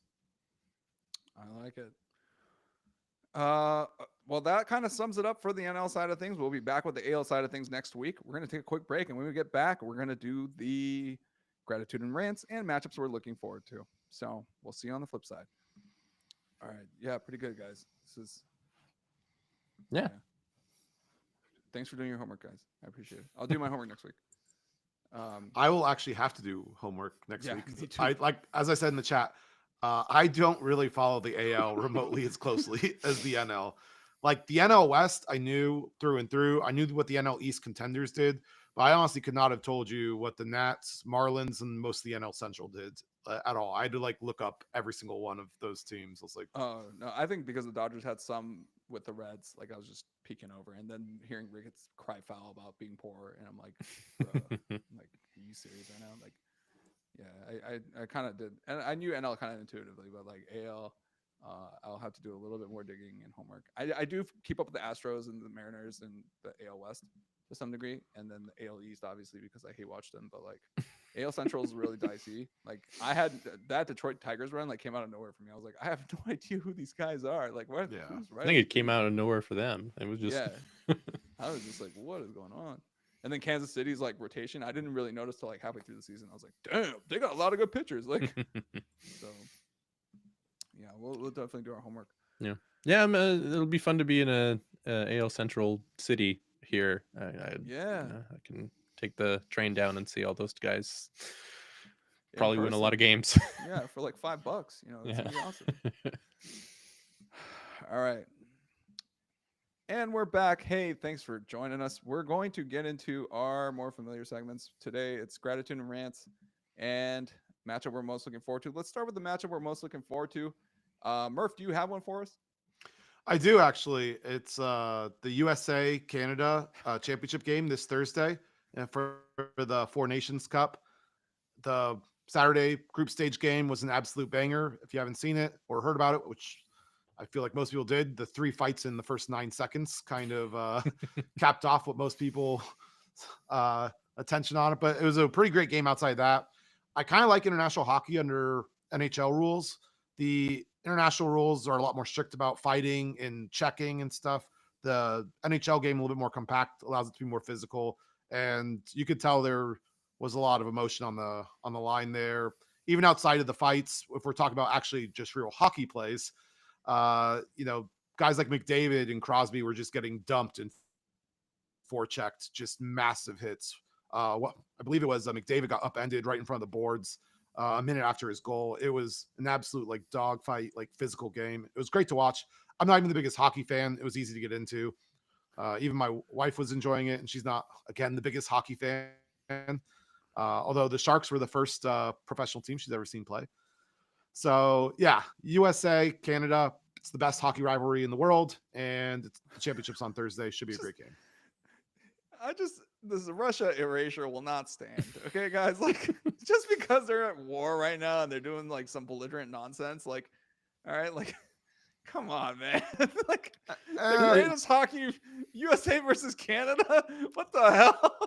I mean, it has been recently. Like, Yeah, it has like, been. yeah. mean- That was true in the 80s, but the Cold War ended, and they sort of stopped being this big power. Like, they still had pretty good guys. But yeah, I'm also not a huge hockey fan. But yes, I am also looking forward to that matchup. But I figured that you were going to say that. So I also am looking forward to the return game in the Real Madrid Manchester City match tomorrow. That'll be in Santiago Bernabeu. Real Madrid had a big comeback at the very end in the first game against City, which was very satisfying to watch. And yeah, they're up 3-2 heading into the game at home. I expect them to advance, but it'll be a good game with a lot of stars and probably a lot of shots of sad Pep at the end, which is also very satisfying. Oh my God, Pep Guardiola's coming back. Like, I didn't even know Guardiola was still managing. Crazy. Oh yeah, it's still at City. Still at City. But yeah, Still City. I mean, Real Madrid just has plot armor in the Champions League. It's unbelievable the comeback they pulled in Manchester. Yeah. Yeah. I think in the group chat I said least surprising injury time comeback. Like, yep, yeah, of course. Oh, I didn't even know. All right. I'm gonna be honest with you guys. I'm really looking forward to baseball. Even if it's a spring training matchup between the Dodgers and the Cubs. My son, Day, has been bothering me about baseball for the past, like, literally since the end of the World Series. Like, Day has become accustomed to waking up from his nap and there's a baseball game on, and he's looking forward to it. And he always like tunes in, watches it. Like, he kind of falls asleep to it, like, for the night games. It's like a soothing thing for him. And also, like, he loves hitting the ball in front of me. And as a dad, like, there's few things better than watching your kid hit a ball in front of you, even if it's poorly. You're just like, this is awesome. This is like one of those, like, oh man, I'm actually a dad moments, right? And so, I can't wait for baseball to come back. I don't think he can tell which players are on the field. Like, it's not going to matter. Even if we put our, like, minor league team out there or our taxi squad out there, he's not going to really care. I'm just happy to be able to share those moments with my kid again. So I can't wait. So that's my matchup I'm looking forward to. I'll do a 1B real quick. Henry Cejudo, Olympic gold medalist and former UFC champion, double champion, is facing off against Song Yadong. Cejudo versus Song is UFC Fight Night this week, Saturday, February 22nd on ESPN Plus. It's Song Yadong is like an up and comer, pretty interesting dude. He fights like a really heavy stand up style. He's got heavy hands, and it should be really interesting to see if Cejudo can bear hug him for 3 rounds, 5 rounds, and call it a night. But yeah, this is a pretty interesting matchup in a very, very, very loaded division. UFC bantamweight is a extremely loaded and very exciting division. So looking forward to that matchup. I'll probably tune in on the live stream. But I also have a 1B. The Luka Lakers are playing Jokic on the Jokic Nuggets on Saturday, and that should be fun. That'll be the first, because I feel like they always bring out a lot of good basketball out of each other, and it should be fun to watch, despite Jokic absolutely destroying Jackson Hayes inside. Who's gonna have a really bad day is Jackson Hayes. Yeah. Oh man. We're doing that. I'll also throw in Michigan State in Ann Arbor. Winner will be on top of the Big Ten, and Caltech, Cal Lu is the best team in the SCIAC versus the worst, and it's Caltech senior night. We're gonna get killed. Oh, okay. I took a dark turn there. It's not going to be pretty. All right. Well, it's all right. That'll be okay. I'm pretty sure they're graduating and going on to some pretty nice jobs. Dan, I need your gratitude and rants. Kick us off. All right. Yeah, I had a couple of soccer ones planned for gratitude and rants. And then the NBA All-Star Weekend happened, and it gave me a lot to talk about. So the soccer ones have been sort of put on the back burner, but I did want to shout out Carlo Ancelotti, breaking down the difference between, I'm going to use my swears now on the podcast, fuck off and fuck you, in his post-game conference after their game this last weekend to explain Jude Bellingham's sending off. It's really funny if you haven't seen the clip. Carlo Ancelotti in his suit explaining the differences in these expletives. But then I was thankful when what was it, Friday night? No, it was on Saturday, and the skills challenge, the absolute shit show that ensued when Victor Wembanyama and Chris Paul decided to game the system in the skills challenge. Did you see that? Where they figured out that there's a 3-shot limit in the skills challenge, and you don't have to make the shot, you just have to move on after you shoot 3 shots. So they just intentionally threw 3 shots up and kept going through the course, which very much highlighted the silliness of the rules of the skills challenge, but yeah, like also sort of showed how Victor Wembanyama was the only guy really trying like all weekend, which was really brought into the forefront on Sunday, which leads me directly into my rant, which was the NBA All-Star Game itself, which I initially was really enjoying with the new format. I thought the format brought out the best basketball in the All-Star Game that we've seen in several years, especially in the game between the veterans and the rising stars, which really had the veterans playing defense and like actually trying really hard to beat the young guys. And then even in the other game, which was the international players versus the young guys, that was a hard fought game too. And it sort of set up a cool final between the international guys and the stars. And then I think it was an hour and 20 minutes until the next game started. And then they started and played like 10 minutes and then interrupted for an extended period of time to do a tribute to the Inside the NBA guys, which was very awkward.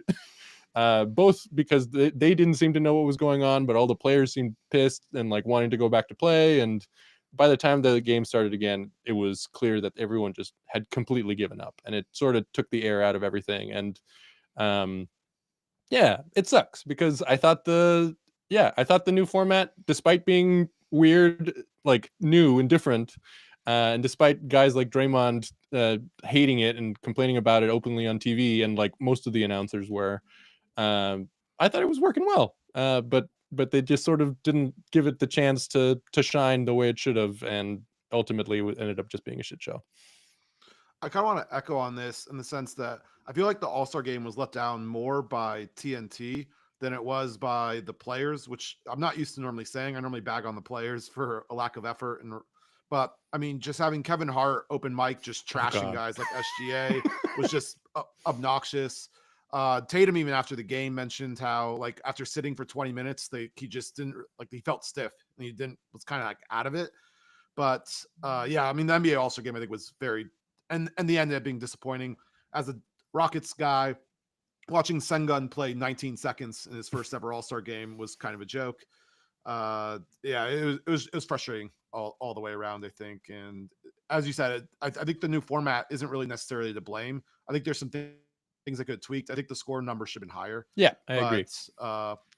You know, I think TNT just in general with their coverage and everything really kind of let it down. That seemed, I don't know if it was malicious because they're losing the rights and they wanted to like stick a dagger into this, but I honestly, conspiracy theory wouldn't put it past it. Like that's how I think insulting it was at times with, and especially the Kevin Hart stuff, Draymond's negativity, as you talked about a couple weeks ago with the NBA media in general being pretty negative. This certainly was another just classic example of old men shaking at clouds and everyone just hating on everything.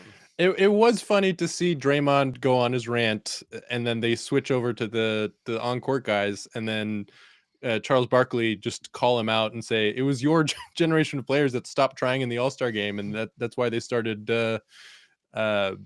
changing the format up and trying different things to try and motivate the guys. It was funny to see them just like attack each other on air pretty much. But yeah, it sucked because I thought it was promising. I do like all the noise that it's bringing up now of a potential USA versus world matchup. That could be cool. We're gonna get crushed. What the hell? We are doomed. Who do we have? LeBron? Like we're gonna trot LeBron's corpse out there? Like we have nobody. Yeah, all the old guys, Even LeBron SGA and Steph. from Canada, like we're screwed, man. Like the top 3 scorers right now are all it's Jokic, SGA, and Giannis who would all be on the all-world team. But then I think the next and then they also have Luka, Wemby, right. like that. Yeah, it would be a great team. But we don't even have Joel Embiid. Like what the hell? We were getting roasted. Technically, we do now. Yeah, Embiid is technically world, right? He's Cameroonian, right? Like, he's Cameroonian, but he played for the US at the Olympics. So, I mean, everybody did. Where's his gold medal say? What does his gold medal say? His gold medal says, that was a backpack. But no, whoa! You could not have watched the U.S. Serbia game and call him a backpack. Okay, fine. I'll give him the U.S. Serbia game. He was huge. But yeah, well, that's the one team we needed him against. Oh, they were all. Yeah, that's true. That was the one game that we probably had him for. But yeah, I mean, we can match up with the other teams fine. We needed someone to like at least somewhat contain Jokic, like at least somewhat get in his way. Yeah. Be a body. I will obstruct you, Nicola.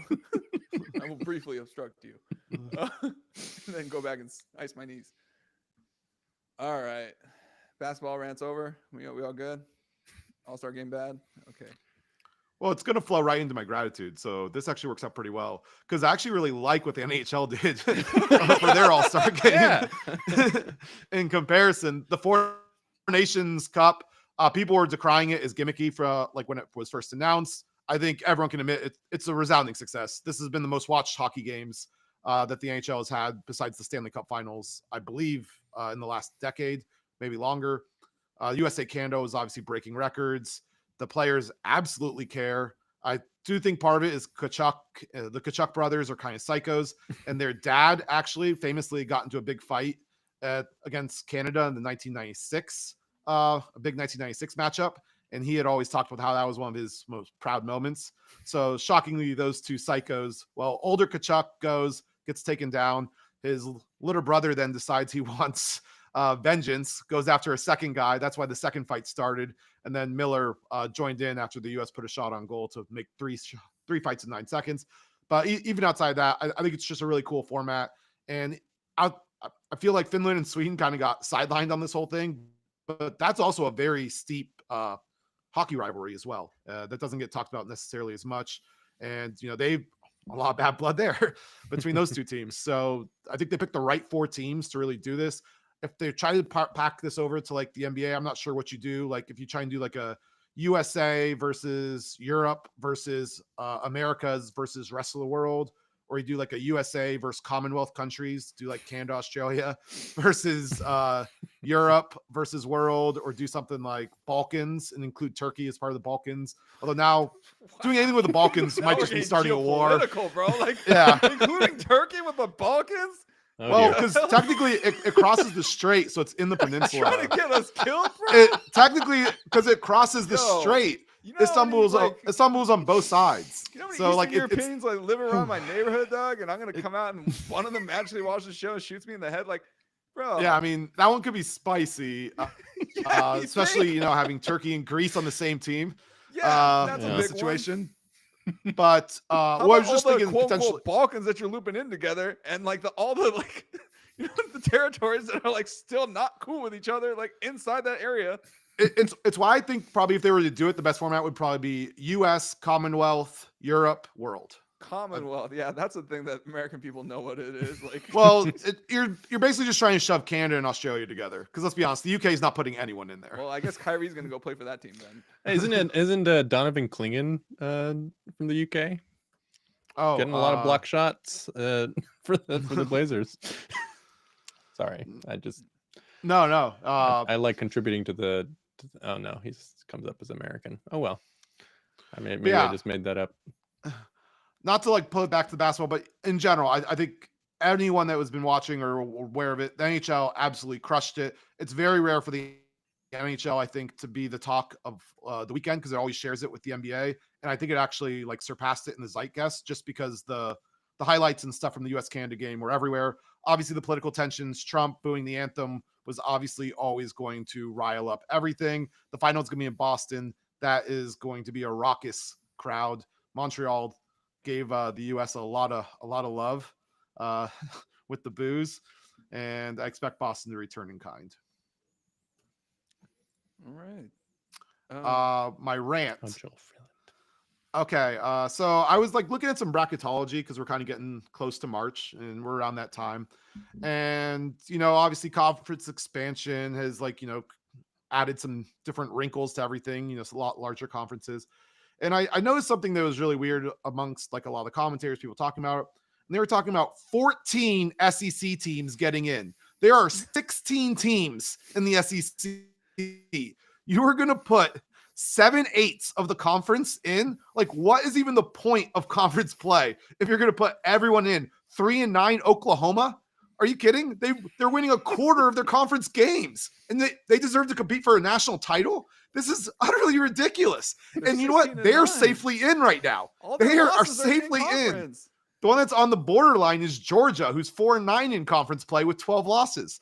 This is utterly ridiculous. I thought at least the one punishment for conference expansion was that teams would get blocked because people would rationally realize these are too many losses to be putting in. But they're really talking about putting 14 of 16 teams in a conference in the NCAA tournament. This is utter lunacy. And yes, the seeding and the NCAA tournament is going to be the feature of a lot of rants probably for the next couple of weeks until we get to the Selection Sunday and beyond. But oh my, when I saw that, I just could not believe it. I had to double check. I was like, did the SEC expand to 22 teams? Because, that would make some sense a little bit. 20, I don't know. I still wouldn't love it. I didn't love it when the Big 12 was sending in 60% of its conference, but 88% is what we're talking about now, potentially. Like, the regular season's eliminating nobody. What's even going on here? So absolutely incensed. It's like some of those international like Olympic pots where they'll do 2 groups of 5 and the top 4 advance. I think it's like water polo does that in the Olympics. It's like, oh wow. So like the group minnow gets battered and eliminated and then we're just seeding out. Like, could you think of a more pointless pool play? Pun intended. So yeah, I mean, it seems like it's inevitable that they're at least going to get 12 in. Oh my God, though, I'm going to be rooting against. I want that bubble to collapse 14 SEC teams. Good Lord. And that's without even a bid stealer. What if Vanderbilt makes a run? Are they going to put 15 in? Seriously, would they? I think they might. I mean, maybe. Yeah. That would be really funny for the 16th team. I just The all but you invitational. everyone except you. Sorry, You know, South when Carolina. Sit your ass the fuck down. Like when they expanded the SCIAC playoff, or they were talking about expanding the SCIAC playoffs from 4 to 8, people were joking that it was the all but Caltech invitational, which I thought was very disrespectful. Accurate, but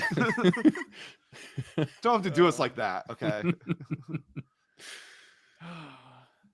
okay. That was a good rant, actually. I like that. yeah, you got heated. It got real spicy. Gratitude and rant. Let's see. Okay. Yeah. No, it was always going to be this. Gratitude goes to Jalen Hurts for the second week in a row. Grateful for my Eagles winning the Super Bowl, obviously. But I think bigger thing was like just kind of looking back when you break down the plays and realize just how good a quarterback he actually is. And I think it's actually like a gratitude / apology. I used to give Jalen Hurts crap because his balls were ugly. Some of his throws were like just looked sad, and I would give him crap for it. Especially his like intermediate throws, like you kind of want some zip on it, and it always looked like a little floaty to me. Wasn't a huge fan of him throwing, and then obviously that deep ball to Devontae Smith in the Super Bowl was disgusting. He's the thing that I did not take into consideration about Jalen Hurts was A, his leadership ability, B, his pre-snap reads. Like he goes through his progressions pretty quick now. Like he's developed into a very, very, very good quarterback. And so like I have slandered Jalen Hurts before, probably not on this podcast, but I have. So I want to apologize to Jalen Hurts. I'm grateful for him being our quarterback. I thought his contract was overpaid at the time. It is now fair compensation. So I think that's I think an apology is due and doing gratitude. Okay. Rant. Okay. Steve Cohen is crying poor, guys. He did it. It finally happened. He cried poor. He said it's not optimal that he's spending all this money.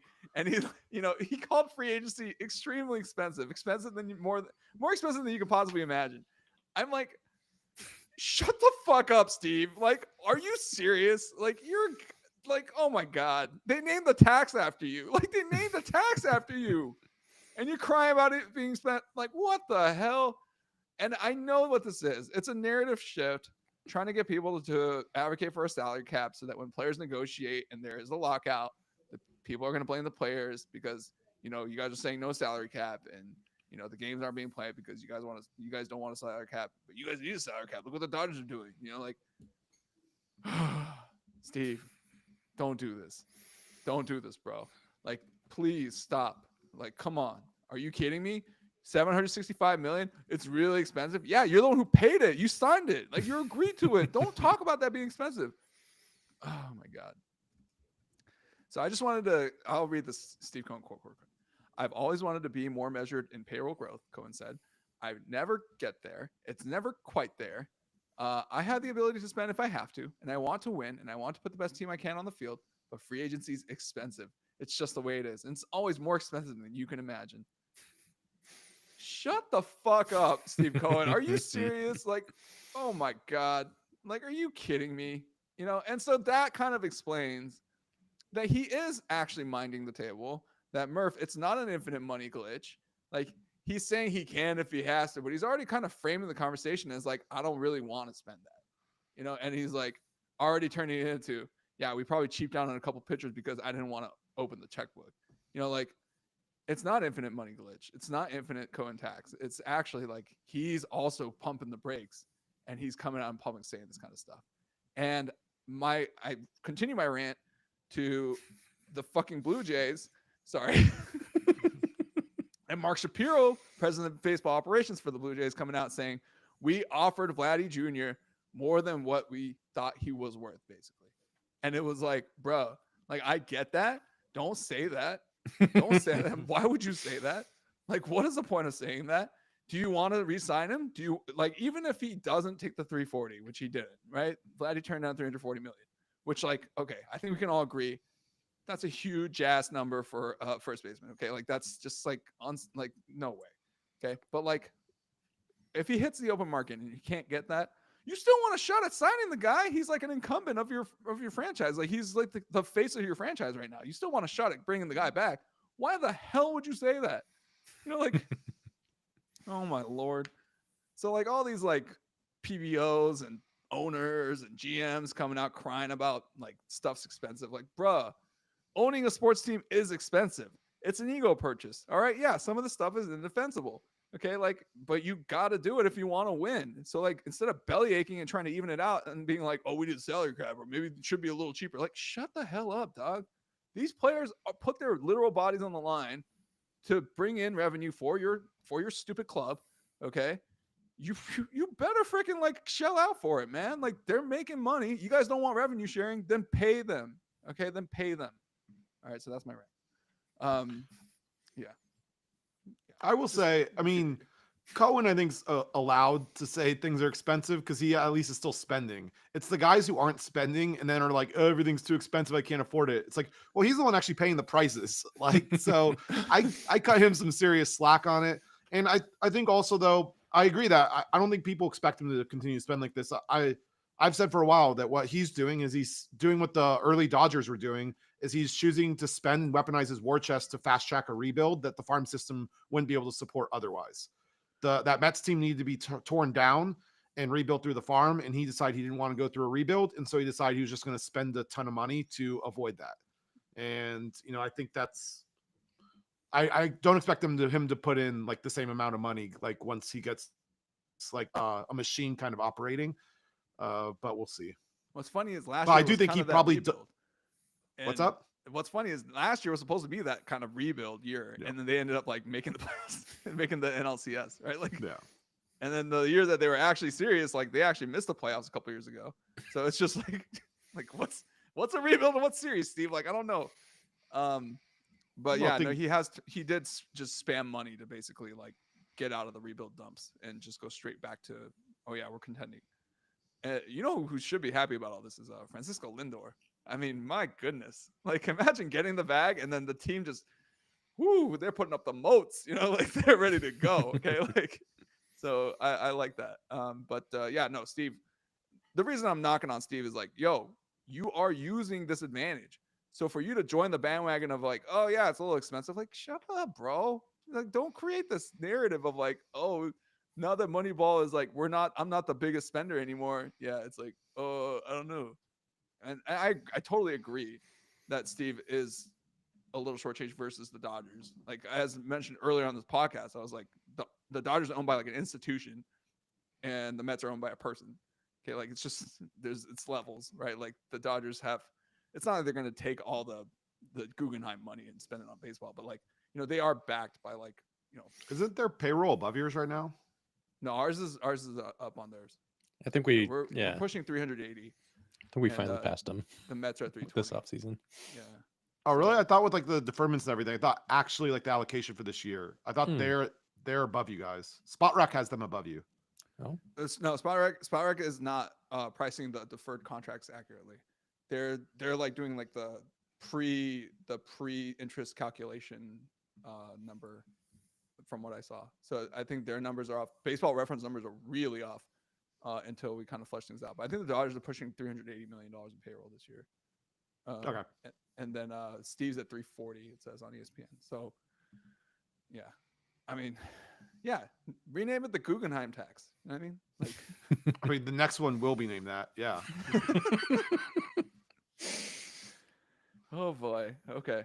Yeah. So that's my rant, and it's just more. Just pay the damn players, guys. Stop belly aching. There's plenty of money to go around. You guys are the ones who didn't want revenue share, so yeah, don't do that. Revenue share was like a non-starter in all the CBAs.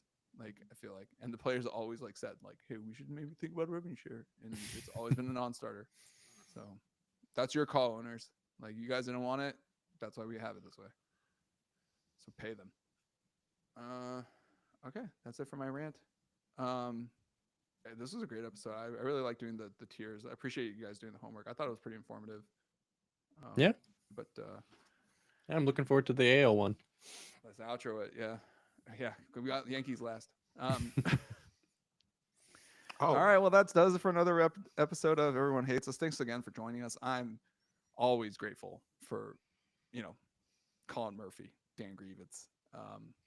My rant is that this jersey is going to suck, but my gratitude is always Dan and Murph join me, ready to join me on a drop of a hat on a Tuesday. I always appreciate that. So if you guys are on YouTube, give us a comment. Give us a comment. Who's your favorite analyst? I don't know. Who's your favorite personality here? I don't know. What should wear next? What would you like to see in Colin's background besides the painting? you got Yellow Street. That's what I live by. It's my ethos. Yeah. I think we all live one. But Dan, should Dan get a haircut? Should he shave the mustache? Leave a comment. Tell us something. And I appreciate the nice comments that have been sent our way. Clint commenting that we're handsome. We've got what else we got? Somebody said that we are a multi-syllabic podcast, which I appreciated. I appreciated the comment. That was very nice. I think it might have been your grandma, Colin. That would be a word she'd use. Okay. She's a sharp lady. Thanks again for joining us. Give us a thumbs up, comment, like, subscribe, all that good stuff. And we'll see you next week on the flip side. See you guys. All right. That was good. No, it's pretty good. Damn. How do we get this under 2 fucking hours? Because this is crazy. Yeah, and this is just half. This is just half. Imagine if we did all 32. Eunice would be home by the time we finish. Oh my gosh. I don't know. Yeah, maybe do we have to do should we done the Wests, Easts, and Centrals? Oh my god, that would have taken us fucking forever. We had to do multiple days a week. Yeah. Yeah. No, I know. I honestly don't know. It's just stuff You just have a lot to say. Yeah. I feel like the rants were pretty long this time around. Worth. Yeah. No, the All-Star Game rants are worth always. You guys are worth. Mine was a little retread, bashing billionaires, but